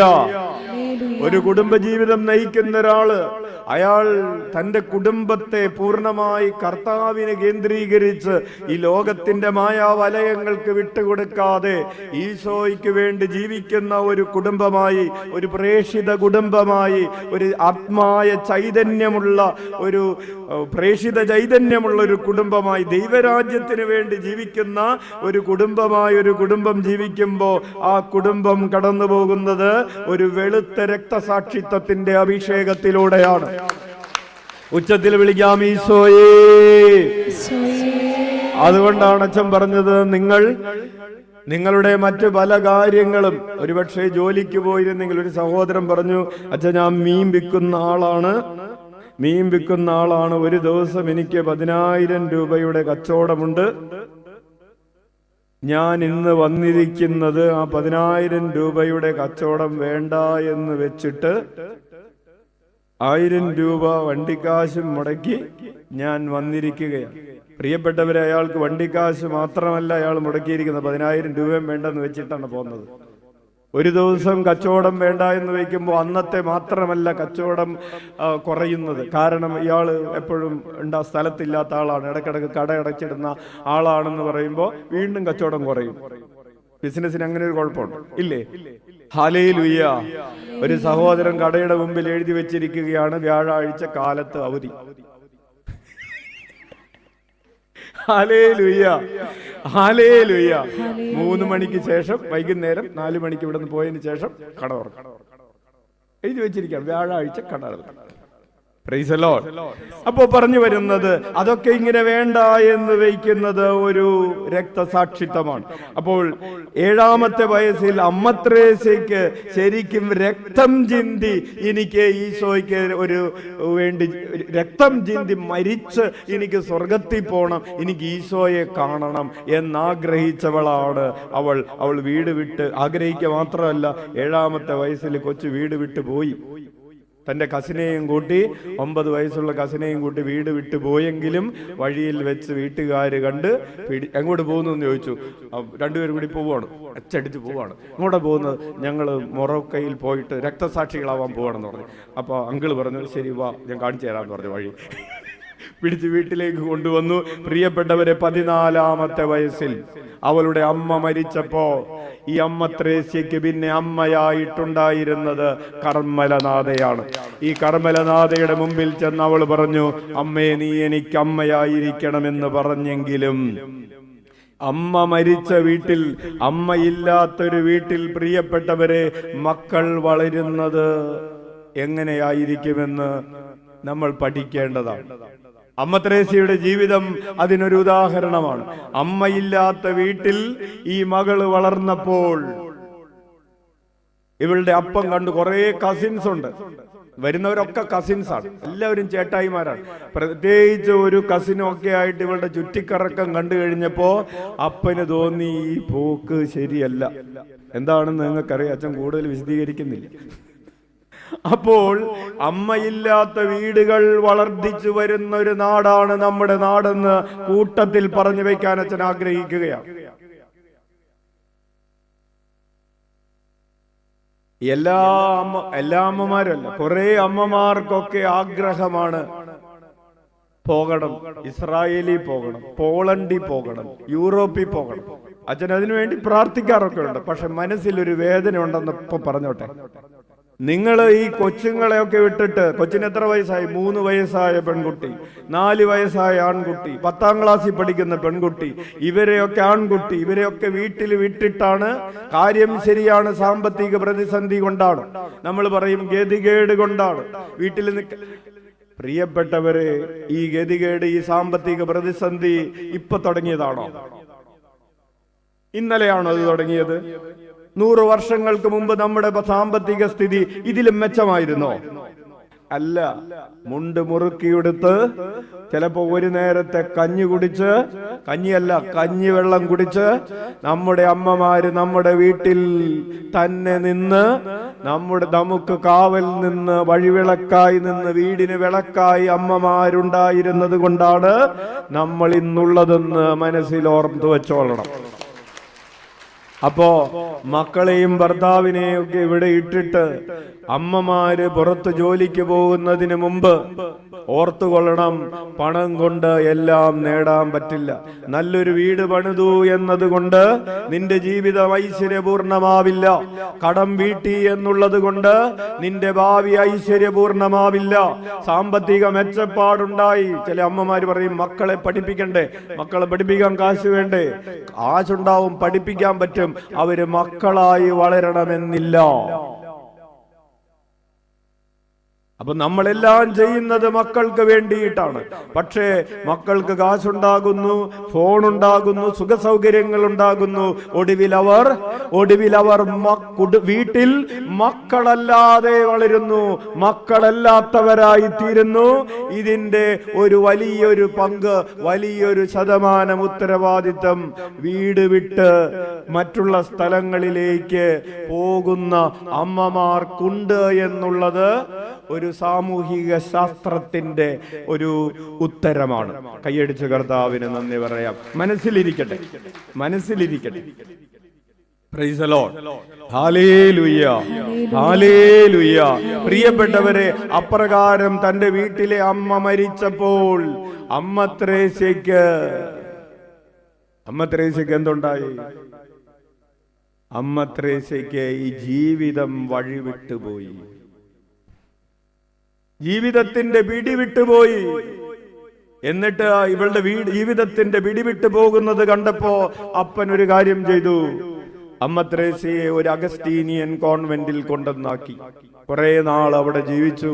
പിന്നെ അവിടെ ജീവിച്ച് കുറച്ച് അസുഖങ്ങളൊക്കെ വന്നു കഴിഞ്ഞപ്പോ അഗസ്റ്റീനിയൻ കോൺവെന്റിൽ ആ സഭയിൽ ചേരാൻ താല്പര്യമില്ലാതിരുന്നത് കൊണ്ട് അമ്മ ത്രേസ്യ മടങ്ങി വന്ന അമ്മ ത്രേസ്യ വീണ്ടും ക്ലബ്ബുകളിൽ പോകുന്ന ഒരാളായി, ഡാൻസ് കളിക്കാൻ പോകുന്ന ഒരാൾ, ഡാൻസ് കളിച്ച് മറ്റുള്ളവരെ പ്രീതിപ്പെടുത്താൻ ഫാഷനബിൾ ആയിട്ടുള്ള ഡ്രസ്സ് ധരിച്ച് മറ്റുള്ളവരുടെ ആകർഷണം, അങ്ങനെ പല രീതിയിലൊക്കെ ജീവിക്കുന്ന ഒരാളായി പതുക്കെ പതുക്കെ നമ്മൾ പറഞ്ഞതുപോലെ കൊച്ചുഴപ്പാൻ തുടങ്ങിയിട്ടുണ്ടായിരുന്നു അല്ലേ? +2 വരെ വീട്ടിൽ നിന്ന കൊച്ച് ഒന്ന് പുറത്ത് പഠിക്കാൻ പോയപ്പോഴേക്കും ഉഴപ്പാൻ തുടങ്ങി. പിന്നെ മോളെ കൊന്തെത്തിച്ചോന്ന് ചോദിച്ചപ്പോ, പള്ളിയിൽ പോയോന്ന് ചോദിച്ചപ്പോ, അമ്മക്ക് വേറൊന്നും ചോദിക്കാനില്ലേ, അമ്മക്ക് വേറെ പണിയില്ലേ എന്നൊക്കെ ചോദിക്കുന്ന കൊച്ചായി മാറി. ഒരു മകള് വിദേശത്ത് MBBS പഠിക്കാൻ വേണ്ടി പോയി തിരിച്ചു വന്നിരിക്കുകയാണ്. ഈ മകളെ കുറിച്ച് അമ്മ പറഞ്ഞു, അച്ഛൻ 2.5 മാസത്തോളമായി ഇവള് വീട്ടിൽ വന്നിട്ട് ഇന്നേ വരെ പള്ളിയിൽ പോയിട്ടില്ല. പുറത്ത് പഠിക്കാൻ പോയി, കൊച്ചുഴപ്പാൻ തുടങ്ങി. പ്രിയപ്പെട്ടവരെ, താൻ ഉഴപ്പാൻ തുടങ്ങുകയാണെന്ന് അമ്മ ത്രേസ്യക്ക് തന്നെ ബോധ്യപ്പെട്ടു. അമ്മ ത്രേസ്യ പറഞ്ഞു, ഇങ്ങനെ പോയാൽ ഞാൻ മാരകപാപത്തിൽ വീണുപോകും. ഇങ്ങനെ പോയാൽ ഞാൻ ലഘുപാപങ്ങളൊക്കെ ഇപ്പൊ തന്നെ ആവശ്യത്തിൽ കൂടുതൽ ചെയ്യുന്നുണ്ട്, മാരകപാപത്തിൽ വീണു പോകാനിടയുണ്ട്. അവൾ പറഞ്ഞു, എനിക്ക് മിണ്ടാമഠത്തിൽ പോകണം.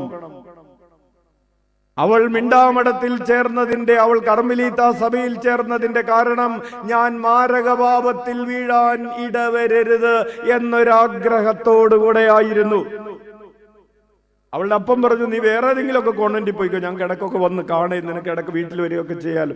അവൾ പറഞ്ഞു, എനിക്ക് ഇവിടെ തന്നെ പോകണമെന്ന് പറഞ്ഞ് അവൾ അപ്പനൊക്കെ തടസ്സം നിന്നത് കൊണ്ട് രാത്രി അപ്പം കിടന്നുറങ്ങിയപ്പോ അവൾ ഒരു 12 മണിക്ക് പുറത്തിറങ്ങി ചെറിയൊരു ബാഗുമായിട്ട് ഒളിച്ചോടി, മാരകപാപത്തിൽ വീഴാതിരിക്കാൻ.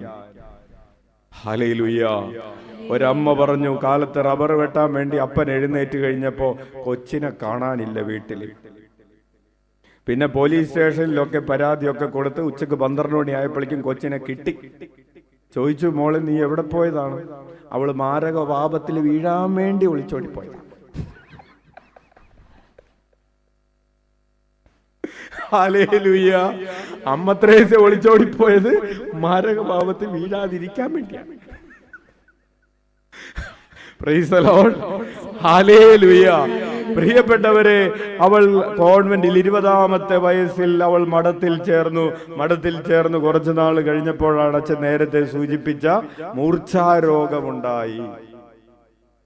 മൂർച്ഛാരോഗമുണ്ടാവുകയും 4 ദിവസം ബോധമില്ലാതെ അനക്കമില്ലാതെ കിടക്കുകയും 3 വർഷം പാരലൈസ്ഡ് ആയിട്ട് കിടക്കുകയും ഒക്കെ ചെയ്തു. അതിനുശേഷം ബോധമൊക്കെ വന്ന് ഇങ്ങനെ തളർന്നു കിടക്കുന്ന കാലഘട്ടങ്ങളിൽ അമ്മ ത്രേസ്യ ഫ്രാൻസിസ് ഒസൂന എന്ന് പറയുന്ന ഒരാളുടെ ആധ്യാത്മിക അക്ഷരമാല എന്ന് പറയുന്ന ഒരു പുസ്തകം വായിച്ചു. Alphabets of spiritual life. Price the Lord. Hallelujah. നമ്മൾ വായിക്കുന്ന പുസ്തകങ്ങൾ, കാണുന്ന കാഴ്ചകൾക്കൊക്കെ ഒരു വലിയ സ്വാധീനം നമ്മളിൽ ചെലുത്താൻ കഴിയും. ഒരു മകനെയും കൊണ്ട് വന്നിരിക്കുകയാണ് ഒരമ്മ. ഇവൻ +1 പഠിക്കുകയാണ്.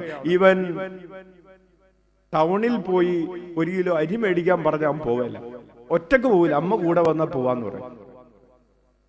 +1 പഠിക്കുന്ന മകൻ പള്ളിയിൽ പോയി, അവൻ ഒറ്റക്ക് പള്ളിയിൽ പോകുമ്പോഴും അവൻ ആരെങ്കിലും കൂട്ട് വേണം, രാത്രി കിടക്കുമ്പോഴും കൂട്ട് വേണം, അവൻ ഒറ്റക്ക് കിടക്കാൻ. +1 ആണ് പഠിക്കുന്നത്. കാണുമ്പോൾ നല്ല തണ്ടും തടിയൊക്കെ ഉണ്ട്. ഒറ്റക്കൊന്ന് കടയിൽ പോകാൻ പറഞ്ഞാൽ പോവില്ല. മടിയായിട്ടൊന്നുമല്ല, അവൻ പറയാണ്, എനിക്ക് പേടിയാണ്. എന്താ നീ പേടിക്കുന്നത്? ഞാൻ കടയിൽ ഒറ്റക്ക് പോകുന്ന വഴിക്ക് ആരെങ്കിലും എന്നെ വെടിവെച്ചിടുമെന്ന്. അച്ഛൻ പറഞ്ഞു, മോനെ ഇവിടെ ഇരിക്കും, നീ ഏത് ഗെയിമാണ് കളിക്കുന്നത്? മൊബൈൽ ഫോണിലെ ഇപ്പൊ കളിക്കുന്നില്ല, ഇപ്പൊ കളിക്കുന്ന കാര്യമല്ല, നേരത്തെ കളിച്ചോണ്ടിരുന്ന PUBG കളിച്ചോണ്ടിരുന്ന അച്ഛൻ. അപ്പൊ ബാക്കി നിങ്ങൾക്ക് ഊഹിക്കാമല്ലോ. അപ്പൊ ഇവൻ നടക്കുമ്പോ ഇവൻ പോക്കറ്റിൽ തപ്പിക്കൊണ്ടിരിക്കുകയാണ്. എന്താണ്? ആയുധം തീർന്നുപോയി. PUBG കളിയിൽ അങ്ങനെ ഒരു സംഭവം ഉണ്ടെന്നാണ് അച്ഛൻ കേട്ടിട്ടുള്ളത്, അല്ലെ? ആയുധം നമ്മുടെ കയ്യിൽ തീർന്നു പോയാൽ നമ്മൾ റെഡി അല്ലെങ്കിൽ ആര് വേണമെങ്കിലും നമ്മളെ വെടിവെച്ചിടാം. ഇവന്റെ കയ്യിൽ ആയുധം ഉണ്ടെങ്കിൽ അവരെ വെടിവെക്കും. അപ്പൊ ഇവൻ കടയിൽ പോകുമ്പോൾ ഇവന്റെ കയ്യിൽ ആയുധമൊന്നും ഇല്ലല്ലോ. പ്രിയപ്പെട്ടവരെ, കാണുകയും മക്കൾക്ക് ചില ഗെയിമുകൾ വെച്ചു കൊടുക്കുമ്പോ മനസ്സിൽ സൂക്ഷിച്ചോ, അവര് കാണുന്നതും അവര് കേൾക്കുന്നതും അവരുടെ ജീവിതത്തെയാണ്, അവരുടെ അരമണിക്കൂർ സമയത്തെ അല്ല, അവരുടെ ജീവിതത്തെയാണ് ബാധിക്കുന്നതെന്ന് മനസ്സിൽ വെച്ചിട്ടേ നിങ്ങൾ ഈ 1 വയസ്സുള്ള കൊച്ചിന്റെ കയ്യിലേക്ക് ചോറ് തിന്നാൻ വേണ്ടിയിട്ട് 2 വയസ്സുള്ള കൊച്ച് ചോറ് കഴിക്കാൻ വേണ്ടിയിട്ട് മൊബൈൽ കൊടുക്കുമ്പോ ഇതുകൂടെ മനസ്സിൽ വെച്ചോളണം. Hallelujah, hallelujah. അപ്പോൾ ഈ സ്പിരിച്വൽ ആൽഫബറ്റ്സ് വായിച്ച അമ്മ ത്രേസ്യക്ക് നിശബ്ദമായ ധ്യാന പ്രാർത്ഥനയിൽ ഒരു താല്പര്യമുണ്ടായി. ഇവളിങ്ങനെ തളർന്നു കിടക്കാണല്ലോ, എത്ര നേരം എന്ന് വെച്ചാൽ ആളുകൾ കാണാൻ വേണ്ടി വരും, അല്ലെങ്കിൽ സംസാരിച്ച്. അപ്പൊ ഇങ്ങനെ തളർന്നു കിടക്കുമ്പോ ഇവള് ഇത് വായിച്ചിട്ട് ആ തളർച്ച, പ്രിയപ്പെട്ടവരെ, ദൈവമെല്ലാം നന്മയ്ക്കായി മാറ്റുമെന്ന് പറയുന്നതിന്റെ വചനത്തിന്റെ ഒരു പൂർത്തീകരണം ഇവിടെ ഉണ്ട്. ഒരാള് 3 വർഷം, അതായത് 22-23 വയസ്സുള്ള ഒരു പെൺകുട്ടി ഇങ്ങനെ തളർന്നു കിടക്കുന്നത് ഏതെങ്കിലും തരത്തിൽ നന്മയുള്ള കാര്യമാണോ? അല്ല. പക്ഷെ അത് ദൈവം നന്മയുള്ള കാര്യമാക്കി മാറ്റി. ഹല്ലേലൂയ. ആ തളർന്നു കിടന്ന സാഹചര്യത്തിലാണ് അമ്മ ത്രേസ്യ ദൈവം മെന്റൽ പ്രയർ, മെഡിറ്റേഷൻ, മനന പ്രാർത്ഥന അമ്മ ത്രേസ്യയെ ഈശോ പഠിപ്പിച്ചത്. ഹല്ലേലൂയ. പിന്നീട് 39-ാമത്തെ വയസ്സിൽ, അപ്പോൾ അമ്മ ത്രേസ്യ രോഗമൊക്കെ മാറി അത്യാവശ്യം ഒരു നല്ല കന്യാസ്ത്രീയായി. അതായത് നിയമങ്ങളൊക്കെ അനുസരിക്കുന്ന ഒരു കന്യാസ്ത്രീ. അവിടെ പോകാൻ പറയുമ്പോൾ അവിടെ പോകുന്നു, ഇവിടെ വരാൻ പറയുമ്പോൾ ഇവിടെ വരുന്നു. പാർലറിൽ ആളുകൾ വരുമ്പോൾ അവരെ പ്രീതിപ്പെടുത്താൻ ആയിട്ട് വിടുമ്പോൾ, അല്ലെങ്കിൽ ഓരോരുത്തർ നിയോഗിക്കപ്പെട്ട കാര്യങ്ങളൊക്കെ നന്നായിട്ട് ചെയ്തുകൊണ്ടിരിക്കുന്ന ഒരു നല്ല കന്യാസ്ത്രീ, ഒരു ട്രഡീഷണൽ ക്രിസ്ത്യൻ, അതായത് നല്ലൊരു ക്രിസ്ത്യാനിയായി അമ്മ ത്രേസ്യ ജീവിച്ചു കൊണ്ടിരിക്കുന്ന കാലഘട്ടത്തിലാണ് അമ്മ ത്രേസ്യയ്ക്ക് മാനസാന്തരമുണ്ടാകുന്നത്. എങ്ങനെ ജീവിച്ചുകൊണ്ടിരിക്കുന്ന ഒരാളാണ്? നല്ല ഒരു ക്രിസ്ത്യാനിയായി ജീവിച്ചു കൊണ്ടിരിക്കുന്ന ഒരാൾക്ക് എന്തുണ്ടായി? മാനസാന്തരമുണ്ടായി. ഈ മാനസാന്തരത്തെ അമ്മ ത്രേസ്യയുടെ സെക്കൻഡ് കൺവേർഷൻ എന്നാണ് പറയുന്നത്. 20-ാമത്തെ വയസ്സിലുണ്ടായിരുന്ന കൺവേർഷനാണ്, മാനസാന്തരമാണ് ഒന്നാമത്തെ കൺവേർഷൻ. 2-ാമത്തെ കൺവേർഷൻ എന്ന് പറയുന്നത് ഈ 39-ാമത്തെ വയസ്സിലുണ്ടായ കൺവേർഷനാണ്, മാനസാന്തരമാണ്. എങ്ങനെയാണ് 39-ാമത്തെ വയസ്സിലുണ്ടായ മാനസാന്തരം? അമ്മ ത്രേസ്യ അച്ഛൻ മുൻപ് സൂചിപ്പിച്ചിട്ടുള്ളതാണ്. പുതിയതായിട്ട് ഒത്തിരി പേരുള്ളത് കൊണ്ടും അച്ഛൻ വീണ്ടും അത് പറയുകയാണ്. അമ്മ ത്രേസ്യ ഒരു ദിവസം, അമ്മ ത്രേസ്യയുടെ 39-ാമത്തെ വയസ്സെത്തി, ഇനി കുറച്ചും കൂടി ഉള്ളൂ, ഇനി 67 വരെ എത്തിയാൽ മതി. അപ്പൊ ഈ 39-ാമത്തെ വയസ്സിൽ അമ്മ ത്രേസ്യ ഒരു തിരുനാളുമായി ബന്ധപ്പെട്ട് സാക്രിസ്റ്റി ക്ലീൻ ചെയ്തുകൊണ്ടിരുന്നപ്പോൾ അവിടെ ബന്ധിതനായ ഈശോയുടെ അവഗണിക്കപ്പെട്ട് മൂലയ്ക്ക് വെച്ചിരിക്കുന്ന ഒരു രൂപം കാണാനിടയായി. ഈ രൂപത്തെ ഒന്ന് തുടച്ച് വൃത്തിയൊക്കെ ആക്കി കഴിഞ്ഞ് കുറച്ചു നേരം അതിങ്ങനെ നോക്കിക്കൊണ്ടിരുന്നപ്പോൾ അമ്മ ത്രേസ്യ പറയുകയാണ്, ഈശോ എനിക്ക് വെളിപ്പെടുത്തി തന്നു. എന്ത് വെളിപ്പെടുത്തി തന്നു? കൈയടിക്കാൻ വരട്ടെ. എന്താ വെളിപ്പെടുത്തി തന്നത്? അമ്മ ത്രേസ്യ പറയുകയാണ്, ഈശോ എനിക്ക് വേണ്ടി കാത്തിരിക്കുക മാത്രമല്ല ചെയ്തത്, ഇവളൊന്ന് നന്നാവും, ഇവളൊന്ന് നന്നാവും, ഇവളൊന്ന് നന്നാവും എന്ന് പറഞ്ഞ്, അല്ലേ, നമ്മളങ്ങനെ കാത്തിരിക്കാറുണ്ട്, ഇല്ലേ? നീ എന്നാടി നന്നാവുന്നത്, നീ എന്നാടാ നന്നാവുന്നത് എന്ന് പറഞ്ഞ് കാത്തിരിക്കുക മാത്രമല്ല ഈശോ എനിക്ക് വേണ്ടി ചെയ്തത്, അവൻ എന്നെ സ്വന്തമാക്കുന്നതിന് പ്രത്യേകമായ രീതിയിൽ ഒരു ഇടപെടൽ നടത്തിക്കൊണ്ട് എനിക്ക് വെളിപ്പെടുത്തി തന്നു അവൻ എന്നെ എത്രമാത്രം സ്നേഹിക്കുന്നുണ്ടെന്ന്. ഉച്ചത്തിൽ വിളിക്കാം, ഈശോയേ. അവൻ എന്നെ എത്രമാത്രം സ്നേഹിക്കുന്നുണ്ടെന്ന് എനിക്ക് വെളിപ്പെട്ട് കിട്ടി. ഹല്ലേലൂയ.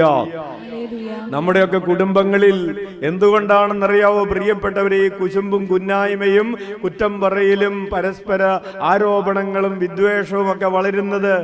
മറ്റേയാൾ എന്നെ എത്രമാത്രം സ്നേഹിക്കുന്നുണ്ടെന്ന് എനിക്ക് അറിഞ്ഞുകൂടാ. ഭാര്യ എത്രമാത്രം തന്നെ സ്നേഹിക്കുന്നുണ്ടെന്ന് ഭർത്താവിന് അറിഞ്ഞുകൂടാ. ഭർത്താവ് തന്നെ എത്രമാത്രം സ്നേഹിക്കുന്നുണ്ടെന്ന് ഭാര്യക്ക് അറിഞ്ഞുകൂടാ. Hallelujah, hallelujah, hallelujah. ഒരു ഭർത്താവ് പറഞ്ഞു, അച്ഛാ, ഇവൾക്ക് എന്നോട് ഇത്രമാത്രം സ്നേഹമുണ്ടെന്ന് ഇപ്പോഴാണ് എനിക്ക് മനസ്സിലായത്. കാരണം ആ പാവപ്പെട്ട സഹോദരി വിദേശത്ത് ഒരു കുടുംബത്തിൽ ഒരു ഹൗസ് മെയ്ഡായിട്ട് ജോലിക്ക് വേണ്ടി ഭർത്താവിനെയൊക്കെ ഇവിടെ ഇട്ടിട്ട്, മക്കളെ കൂടി ഇട്ടിട്ട്, പാവം ഒത്തിരി കഷ്ടപ്പെട്ട്, ഭർത്താവ് ഇവിടെ മദ്യപാനിയ, ഒരു ഉത്തരവാദിത്വവും ചെയ്യുന്നില്ല, പാവം വിട്ടുപോകാൻ ഉദ്ദേശമൊന്നും ഉണ്ടായിട്ടൊന്നുമല്ല. നിവൃത്തിയില്ലാത്തത് കൊണ്ട് ഈ അമ്മ വിദേശത്ത് ഗൾഫിൽ ഒരു രാജ്യത്ത് ഒരു കുടുംബത്തിൽ ഒരു കൊച്ചിനെ നോക്കാനൊക്കെ വേണ്ടി പോയി. അപ്പൊ ഈ ഭർത്താവ് പറയാണ്, നീ എന്നെ ഇട്ടിട്ട് പോയി, അവൾക്ക് എന്നോട് സ്നേഹമില്ല എന്നൊക്കെ പറഞ്ഞ് പരിഭവങ്ങളും കുറ്റപ്പെടുത്തലുകളും ഒക്കെ ഉണ്ട്. അപ്പോഴാണ് പ്രിയപ്പെട്ടവരെ കുറച്ച് നാൾ കഴിഞ്ഞു, വർഷങ്ങള് 2-3 വർഷങ്ങളൊക്കെ കഴിഞ്ഞപ്പോൾ ആണ് ഭർത്താവിന് ഒരു അസുഖം വന്നത്. പ്രിയപ്പെട്ടവരെ, ഇവള് അവിടുത്തെ ജോലിയൊക്കെ ഉപേക്ഷിച്ച് എനിക്ക് ഈ ജോലി വേണ്ട, എൻ്റെ ഭർത്താവാണ് എനിക്ക് വലുത് എന്ന് പറഞ്ഞ് അതൊക്കെ ഉപേക്ഷിച്ച് തിരിച്ചു വന്ന് ഭർത്താവിൻ്റെ കൂടെ നിന്ന് ടോയ്ലറ്റിൽ പോലും പോകാൻ പറ്റാത്ത അവസ്ഥയിൽ ഭർത്താവ് കട്ടിലിൽ കിടക്കാണ്. കൂടെ നിന്ന് ശുശ്രൂഷിച്ചു കൊണ്ടിരിക്കുമ്പോൾ ഭർത്താവ് പറഞ്ഞു, നിനക്ക് എന്നോട് ഇത്രയും സ്നേഹം ഉണ്ടായിരുന്നല്ലേ എന്ന്. അപ്പോ മറ്റുള്ളവർക്ക് നമ്മളോടുള്ള സ്നേഹം വെളിപ്പെട്ട് കിട്ടുമ്പോഴാണ് നമ്മുടെ ഉള്ളിൽ നിന്ന് പരസ്പര സ്നേഹത്തിന്റെ ആ ജ്വാല വരുന്നത്. ഇതുപോലെ നൂറുകണക്കിന് ഉദാഹരണങ്ങളുണ്ട്. അച്ഛൻ്റെ മനസ്സിലൊരു അമ്മ പറഞ്ഞതാണ്, അവൾക്ക് വിദേശത്തുണ്ടായിരുന്ന ജോലി രാജിവെച്ചിട്ടാണ് മകള് വന്നിട്ടില്ല, മരുമകള് വിദേശത്തുണ്ടായിരുന്ന ജോലി രാജിവെച്ചിട്ടാണ് അമ്മക്ക് ക്യാൻസർ ആണെന്നറിഞ്ഞപ്പോ അമ്മയെ ചികിത്സിക്കാൻ വേണ്ടിയിട്ട് വന്നത്. മരുമകള് അച്ഛൻ്റെ മുറിയുടെ പുറത്ത് നിൽക്കുമ്പോ ഈ അമ്മ അച്ഛനോട് പറഞ്ഞു, അച്ഛൻ ഇവൾക്ക് എന്നോട് ഇത്രയും സ്നേഹം ഉണ്ടായിരുന്നെന്ന് ഞാൻ അറിഞ്ഞില്ലല്ലോ. പ്രിയപ്പെട്ടവരെ, ഈശോയ്ക്ക് അമ്മ ത്രേസ്യയോട് ഇത്രമാത്രം സ്നേഹമുണ്ടായിരുന്നെന്ന് ഈശോ വെളിപ്പെടുത്തിയത് എങ്ങനെയാണ്? അവന്റെ ശിരസിൽ ഉള്ള മുൾമുടി, അവൻ പറഞ്ഞു, ഇത് നിനക്ക് വേണ്ടി ചൂടിയ മുൾമുടിയാണ്. അവന്റെ ശിരസിൽ ആഴ്ന്നിറങ്ങുന്ന മുള്ളുകൾ, അതിൽ നിന്ന് പൊടിഞ്ഞ് അതിൽ നിന്ന് ഒഴുകിയിറങ്ങുന്ന രക്തം. ഈശോ അവളോട് പറഞ്ഞു, ഇത് നിനക്ക് വേണ്ടിയുള്ള രക്തമാണ്. ഈശോയുടെ ശരീരത്തിൽ മുഴുവൻ ചമ്മട്ടിയടിയേറ്റ പാടുകൾ. ഈശോ പറഞ്ഞു, ഇത് ഞാൻ നിനക്ക് വേണ്ടിയേറ്റ ചമ്മട്ടിയടികളുടെ പാടുകളാണ്. ഈശോയുടെ കരങ്ങൾ ബന്ധിക്കപ്പെട്ടിരിക്കുന്നു. ഈശോ പറഞ്ഞു, ഞാൻ ബന്ധിക്കപ്പെട്ടിരിക്കുന്നത് നീ ബന്ധിക്കപ്പെടാതിരിക്കാൻ വേണ്ടിയാണ്. ഈശോ പറഞ്ഞു, ഞാൻ അപമാനിക്കപ്പെട്ട് നിൽക്കുന്നത് നീ സ്വർഗത്തിൽ നരകത്തിൽ അപമാനിക്കപ്പെടാതിരിക്കാൻ വേണ്ടിയാണ്. മനുഷ്യരുടെയും ദൂതന്മാരുടെയും മുൻപിൽ അപമാനിക്കപ്പെടാതിരിക്കാൻ, നിന്ദിക്കപ്പെടാതിരിക്കാൻ ഞാൻ നിനക്ക് വേണ്ടി നിന്ദിതനായിരിക്കുന്നു. നീ മുറിവേൽപ്പിക്കപ്പെടാതിരിക്കാൻ ഞാൻ മുറിവേറ്റിരിക്കുന്നു. നീ ബന്ധിക്കപ്പെടാതിരിക്കാൻ ഞാൻ ബന്ധിക്കപ്പെട്ട് നിൽക്കുന്നു. നീ മരിക്കാതിരിക്കാൻ ഞാൻ മരിക്കുന്നു. കുഞ്ഞേ, എന്റെ ശരീരത്തിലുള്ള മുറിവുകളൊക്കെ എത്രയും എനിക്ക് നിന്നോടുള്ള സ്നേഹത്തിന്റെ കഥ പറയുന്ന മുറിവുകളാണ്. ഈശോയുടെ മുമ്പിൽ അവൾ ഇങ്ങനെ ഈശോയുടെ സ്നേഹത്തിന്റെ കഥ കേട്ട് നിന്നു. സ്നേഹത്തിന്റെ കഥ കേട്ട് നിന്നിട്ട് അവൾ ഒരു പ്രാർത്ഥന ചൊല്ലിയെന്ന്. അവൾ പറഞ്ഞു, ഈശോയെ, നീ എന്നെ ഇത്രമാത്രം സ്നേഹിക്കുന്നു എന്ന് ഞാൻ അറിയുന്നതിനാൽ ഞാനിനി പാപം ചെയ്യുകയില്ല.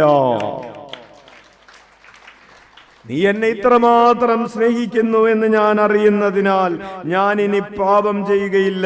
ജ്ഞാനത്തിന്റെ പുസ്തകത്തിൽ 15-ാം അധ്യായത്തിൽ അപ്രകാരം ഒരു വചനമുണ്ട്. Hallelujah, hallelujah. ജ്ഞാനം 15:2, ഞങ്ങൾ പാപികളെങ്കിലും അങ്ങയുടെ ജനമാണ്, ഞങ്ങൾ അവിടുത്തെ ശക്തി അറിയുന്നു, അങ്ങ് ഞങ്ങളെ സ്വന്തമാക്കി കണക്കാക്കി എന്നറിയുന്നതിനാൽ ഞങ്ങൾ പാപം ചെയ്യുകയില്ല. വലതുകരം ഉയർത്തി വീശിക്കൊണ്ട് പറയാം, ഞങ്ങൾ അവിടുത്തെ ശക്തി അറിയുന്നു, അങ്ങ് ഞങ്ങളെ സ്വന്തമായി കണക്കാക്കിയെന്ന് അറിയുന്നതിനാൽ ഞങ്ങളിനി പാപം ചെയ്യുകയില്ല. ജ്ഞാനം 15:2 ആ വചനം. പ്രിയപ്പെട്ടവരെ, അമ്മ ത്രേസ്യ എന്നിട്ട് പറഞ്ഞു, ഈശോയെ, നിന്റെ സ്വന്തമാകാനുള്ള എന്റെ ആഗ്രഹത്തെ നീ ശക്തിപ്പെടുത്തി എന്ന് അമ്മ ത്രേസ്യ പ്രാർത്ഥിക്കുകയാണ്. നിന്റെ സ്വന്തമാകാനുള്ള എന്റെ ആഗ്രഹത്തെ ശക്തിപ്പെടുത്തണമേ. പറഞ്ഞേ, ഈശോയെ, നിന്റെ സ്വന്തമാകാനുള്ള എന്റെ ആഗ്രഹത്തെ ശക്തിപ്പെടുത്തണമേ. ഇരുകരങ്ങൾ ഉയർത്തി വീശിക്കൊണ്ട് പറയാം, ഈശോയെ, നിന്റെ സ്വന്തമാകാനുള്ള എന്റെ ആഗ്രഹത്തെ ശക്തിപ്പെടുത്തണമേ.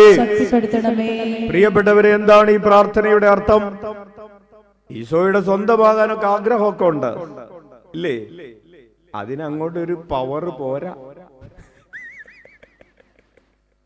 ഇല്ലേ? നമുക്ക് ആർക്കാ ഈശോയുടെ സ്വന്തമാകാനായിട്ട് ആഗ്രഹമില്ലാത്തത്? ആഗ്രഹമില്ലാത്തവരുണ്ടെങ്കിൽ കൈവക്കെ. ഇല്ല, ആരുമില്ല. നമുക്കെല്ലാവർക്കും അതിനല്ലേ ഈ വന്നിരിക്കുന്നത്, അല്ലേ? പക്ഷേ അതിന്റെ അങ്ങോട്ട് പവർ ചില നേരത്ത് അങ്ങ് പോരാ. നമ്മൾ അവിടുത്തെ അമ്മ ത്രേസ്യയുടെ ഹൃദയത്തെ കുറിച്ച് ഈശോ പറഞ്ഞു, നിന്റെ ഹൃദയം വിഭജിക്കപ്പെട്ട് കിടക്കുന്ന ഹൃദയമാണ്, ഡിവൈഡഡ് ഹാർട്ടാണ്. കുറച്ചു നേരം അവിടെയും കുറച്ചു നേരം ഇവിടെയും നീ വെച്ചുകൊണ്ടിരിക്കുകയാണ്. എനിക്ക് നിന്റെ അവിഭാജിതമായ വിഭജിക്കപ്പെടാത്ത അൺഡിവൈഡഡ് ആയിട്ടുള്ള ഹാർട്ട് മതി, വിഭജിക്കപ്പെടാത്ത ഹൃദയം എനിക്ക് വേണം. അപ്പോ അമ്മ ത്രേസ്യ പറഞ്ഞു, ഈശോയെ നിന്റെ സ്വന്തമാകാനായിട്ടുള്ള എന്റെ ആഗ്രഹത്തെ ശക്തിപ്പെടുത്തണമേ. അമ്മ ത്രേസ്യ പ്രാർത്ഥിച്ചു, ഒരു ഉത്തരവില്ല, ഇല്ലേ? നമ്മൾ പ്രാർത്ഥിക്കുമ്പോ തന്നെ നമുക്ക് വല്ല ഉത്തരവും കിട്ടാറുണ്ടോ? 10 കൊല്ലമായിട്ട് കിട്ടിയിട്ടില്ല. അമ്മ ത്രേസ്യ പ്രാർത്ഥിച്ചു കുറച്ചു നേരമായിട്ട് ഒരു ഉത്തരവില്ല. എന്താ പ്രാർത്ഥിക്കുന്നത്? സൂപ്പർ പ്രാർത്ഥനയാണ്. അതുമല്ല പ്രാർത്ഥിക്കുന്നത്. എന്താ പ്രാർത്ഥിക്കുന്നത്?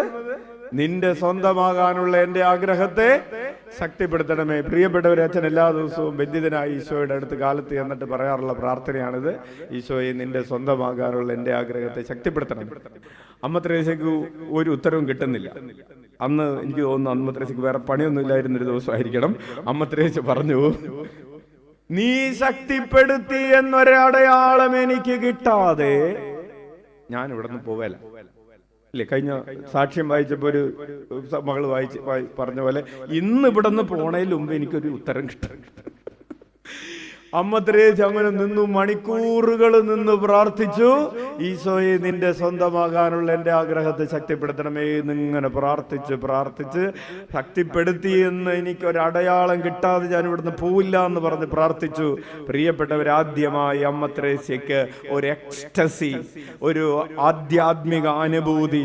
അമ്മ ത്രേസ്യ നിന്ന തറയിൽ നിന്ന് ഇങ്ങനെ ഉയർത്തപ്പെട്ട കാല് നിലം തൊടാത്ത വിധത്തിൽ അമ്മ ത്രേസ്യ ഇങ്ങനെ ഉയർത്തപ്പെട്ട് അവളുടെ തല ചെന്ന് സീലിംഗിൽ ഇടിക്കുന്നത് വരെ ഇങ്ങനെ ഉയർത്തപ്പെട്ട് അവൾ അങ്ങനെ ആധ്യാത്മിക പാരവശ്യത്തിൽ ആവുകയും അങ്ങനെ സുബോധത്തിലേക്ക് വന്നപ്പോൾ അമ്മ ത്രേസ്യക്ക് മനസ്സിലായി, ഈശോയുടെ സ്വന്തമാകാനുള്ള എൻ്റെ ആഗ്രഹത്തെ അവൻ ശക്തിപ്പെടുത്തിയിരിക്കുന്നു എന്നതിൻ്റെ ഒരടയാളമായിട്ട് ആ ആധ്യാത്മിക പാരവശ്യത്തെ അവൾ മനസ്സിലാക്കിയെടുത്തു.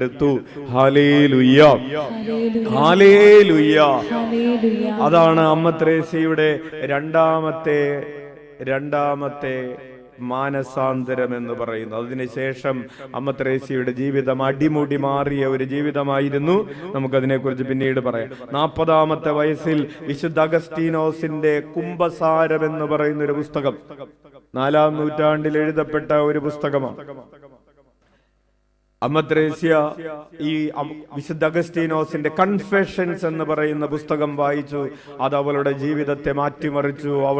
അവൾക്ക് മനസ്സിലായി, വിശുദ്ധ അഗസ്റ്റിൻ സഭ കണ്ടിട്ടുള്ള തിരുസഭ, അതിന്റെ ഈ കാലഘട്ടത്തിനുള്ളിൽ കണ്ടിട്ടുള്ള ഏറ്റവും വലിയ, ഏറ്റവും സ്വാധീനം ചെലുത്തിയിട്ടുള്ള തിരുസഭയുടെ ആധ്യാത്മിക പഠനങ്ങളെ, ദൈവശാസ്ത്രത്തെ ഒക്കെ ഏറ്റവും അധികം സ്വാധീനിച്ചിട്ടുള്ള ഒരു വിശുദ്ധരിൽ ഒരാളാണ് വിശുദ്ധ അഗസ്റ്റിൻ. വിശുദ്ധ അഗസ്റ്റിന്റെ ഈ പുസ്തകം വായിച്ച വിശുദ്ധ അഗസ്റ്റിന് പാപകരമായൊരു ജീവിതത്തിന്റെ പശ്ചാത്തലമുണ്ടായിരുന്നു.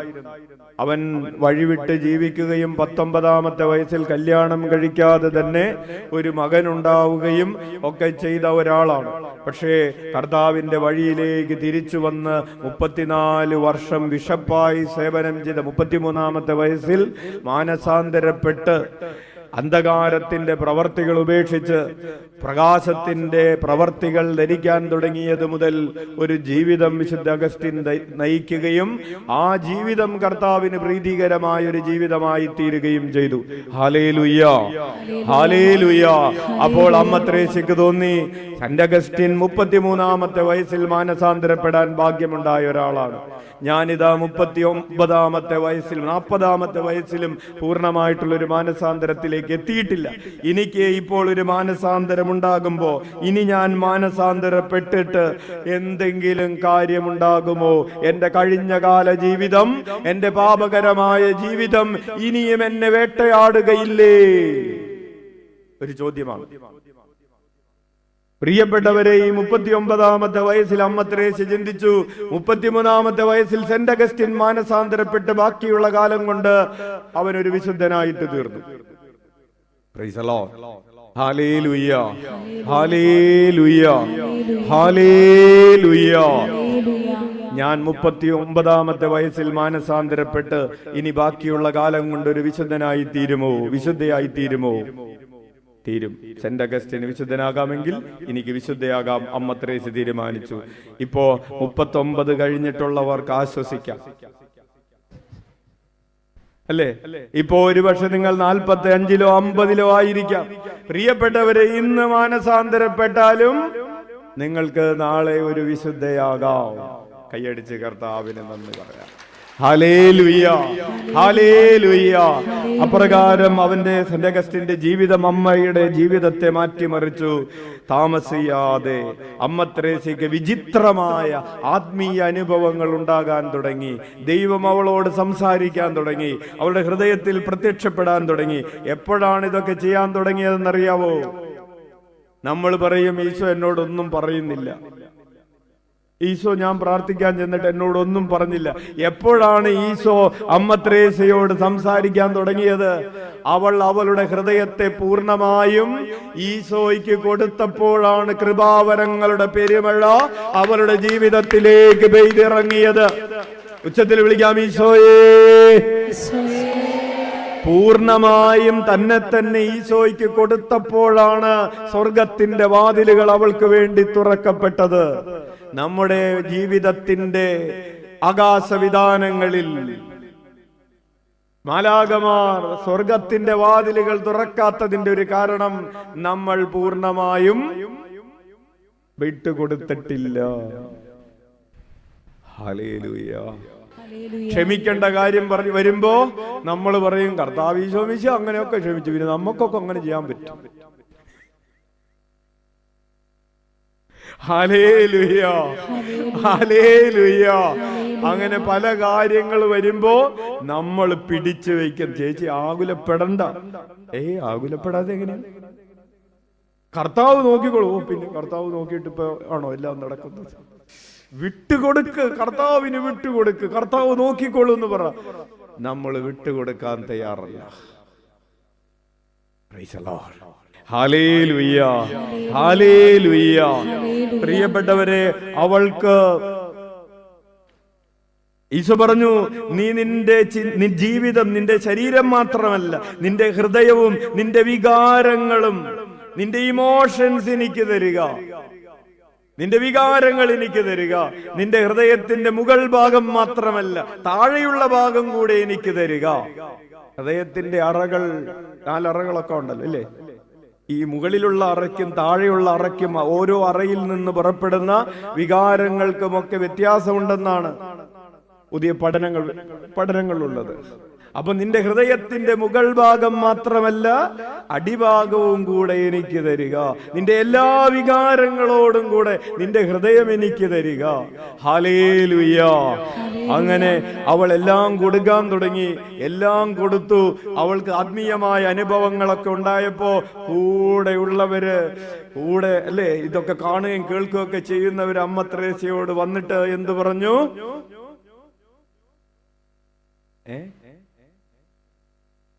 അമ്മ ത്രേസ്യക്ക് അനുഭവങ്ങൾ ഉണ്ടാകുന്നു. പള്ളിയിൽ പ്രാർത്ഥിക്കാൻ ഇരിക്കുമ്പോൾ പൊന്തിപ്പോകുന്നു. ചില സമയത്ത് പിശാച് വന്ന് അവളെ കസേരയിൽ നിന്ന്, ബെഞ്ചിലായിരിക്കുന്നത്, ബെഞ്ചിൽ നിന്ന് മറിച്ചിടുന്നു. ഇതൊക്കെ അനുഭൂതികൾ ഉണ്ടായപ്പോൾ കൂടെ ഉണ്ടായിരുന്ന സിസ്റ്റേഴ്സ് ഒക്കെ കൂടി വന്നിട്ട് അമ്മ ത്രേസ്യയോട് പറഞ്ഞു, അമ്മ ത്രേസ്യേ എന്താണ് നിനക്ക് ഭ്രാന്താണ്?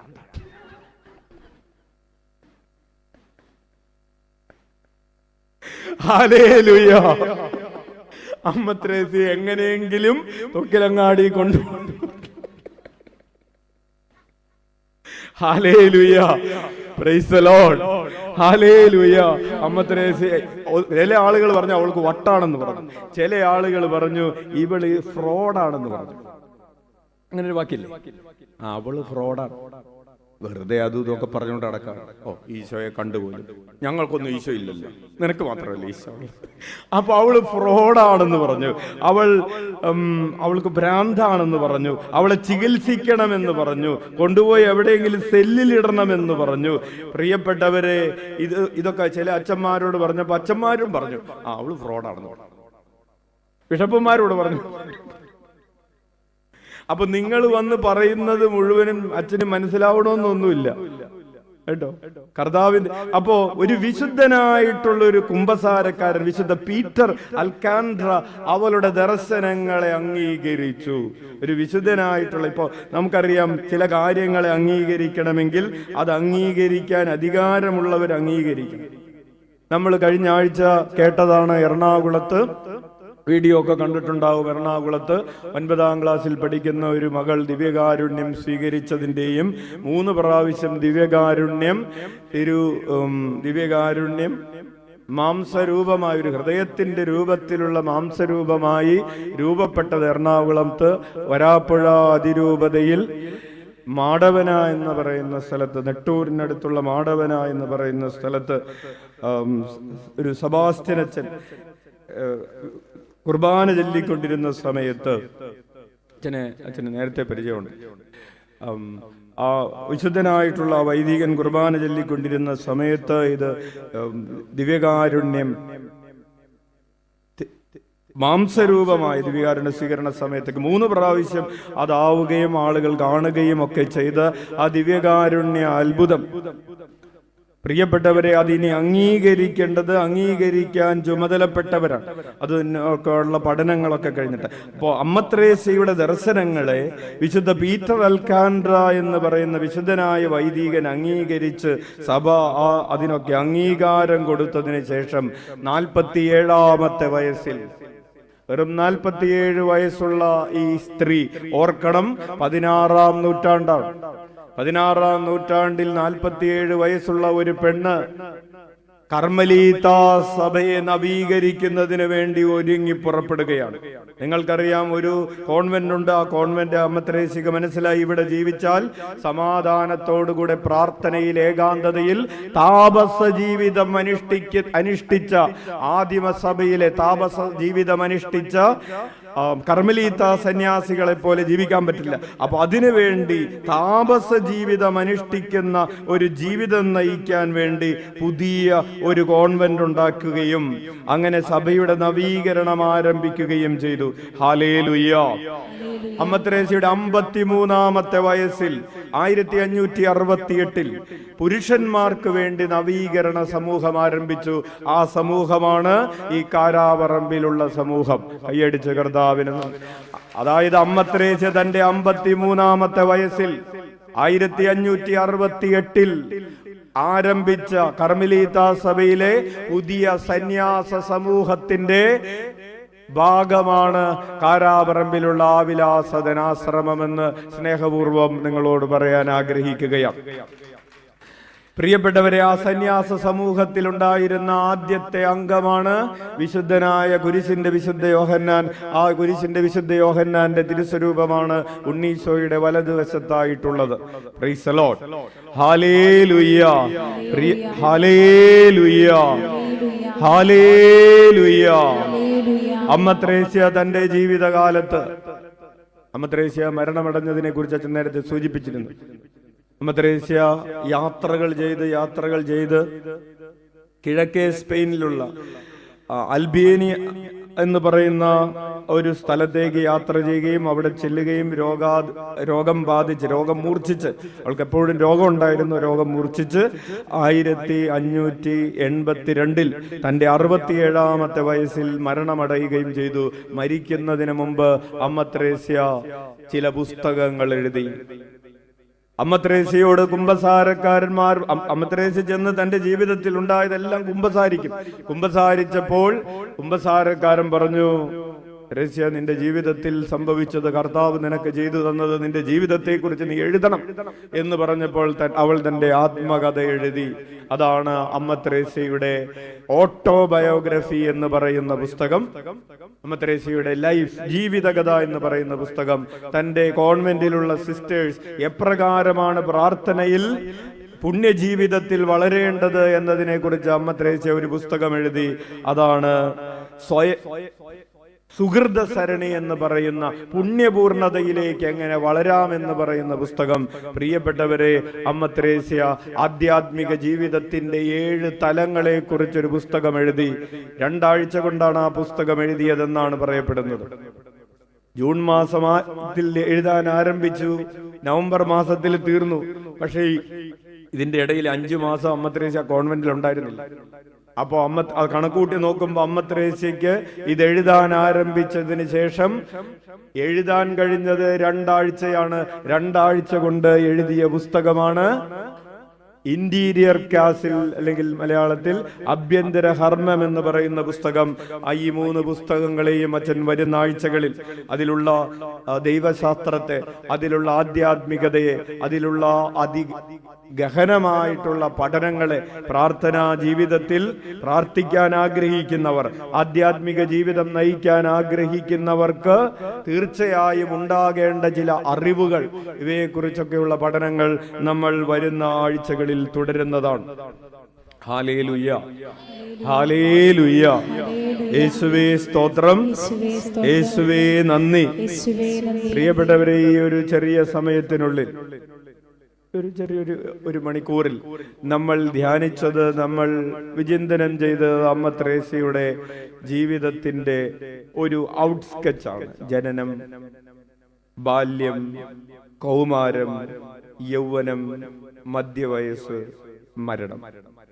ഇത് ഈ ഒരു ജീവചരിത്രം എന്ന് പറയുന്നത് ആദ്യം സൂചിപ്പിച്ചതുപോലെ മൂടുപടമണിയാത്ത മുഖത്തോടുകൂടെ ഈശോയെ കണ്ടുകൊണ്ടിരുന്നവൾക്ക് സംഭവിച്ച രൂപാന്തരീകരണത്തിന്റെ ചരിത്രമാണ്.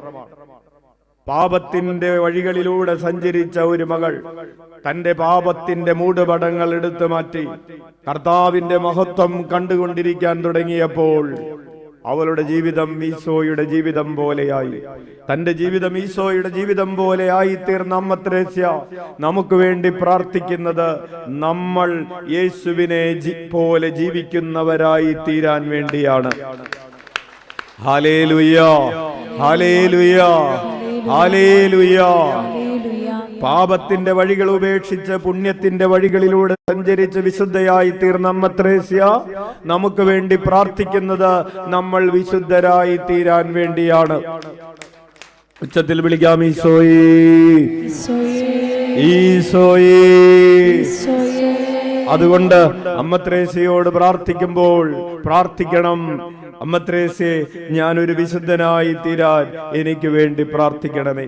അമ്മ തെരേസ്യേ, ഞാനൊരു വിശുദ്ധയായി തീരാൻ എനിക്ക് വേണ്ടി പ്രാർത്ഥിക്കണമേ. അമ്മ തെരേസ്യേ, യേശുവിനെ പോലെ ഞാൻ ഈ ഭൂമിയിൽ ജീവിക്കാൻ എനിക്ക് വേണ്ടി പ്രാർത്ഥിക്കണമേ. Hallelujah, hallelujah, hallelujah. ഉച്ചത്തിൽ വിളിക്കാം, ഈശോയേ, ഈശോയേ, ഈശോയേ.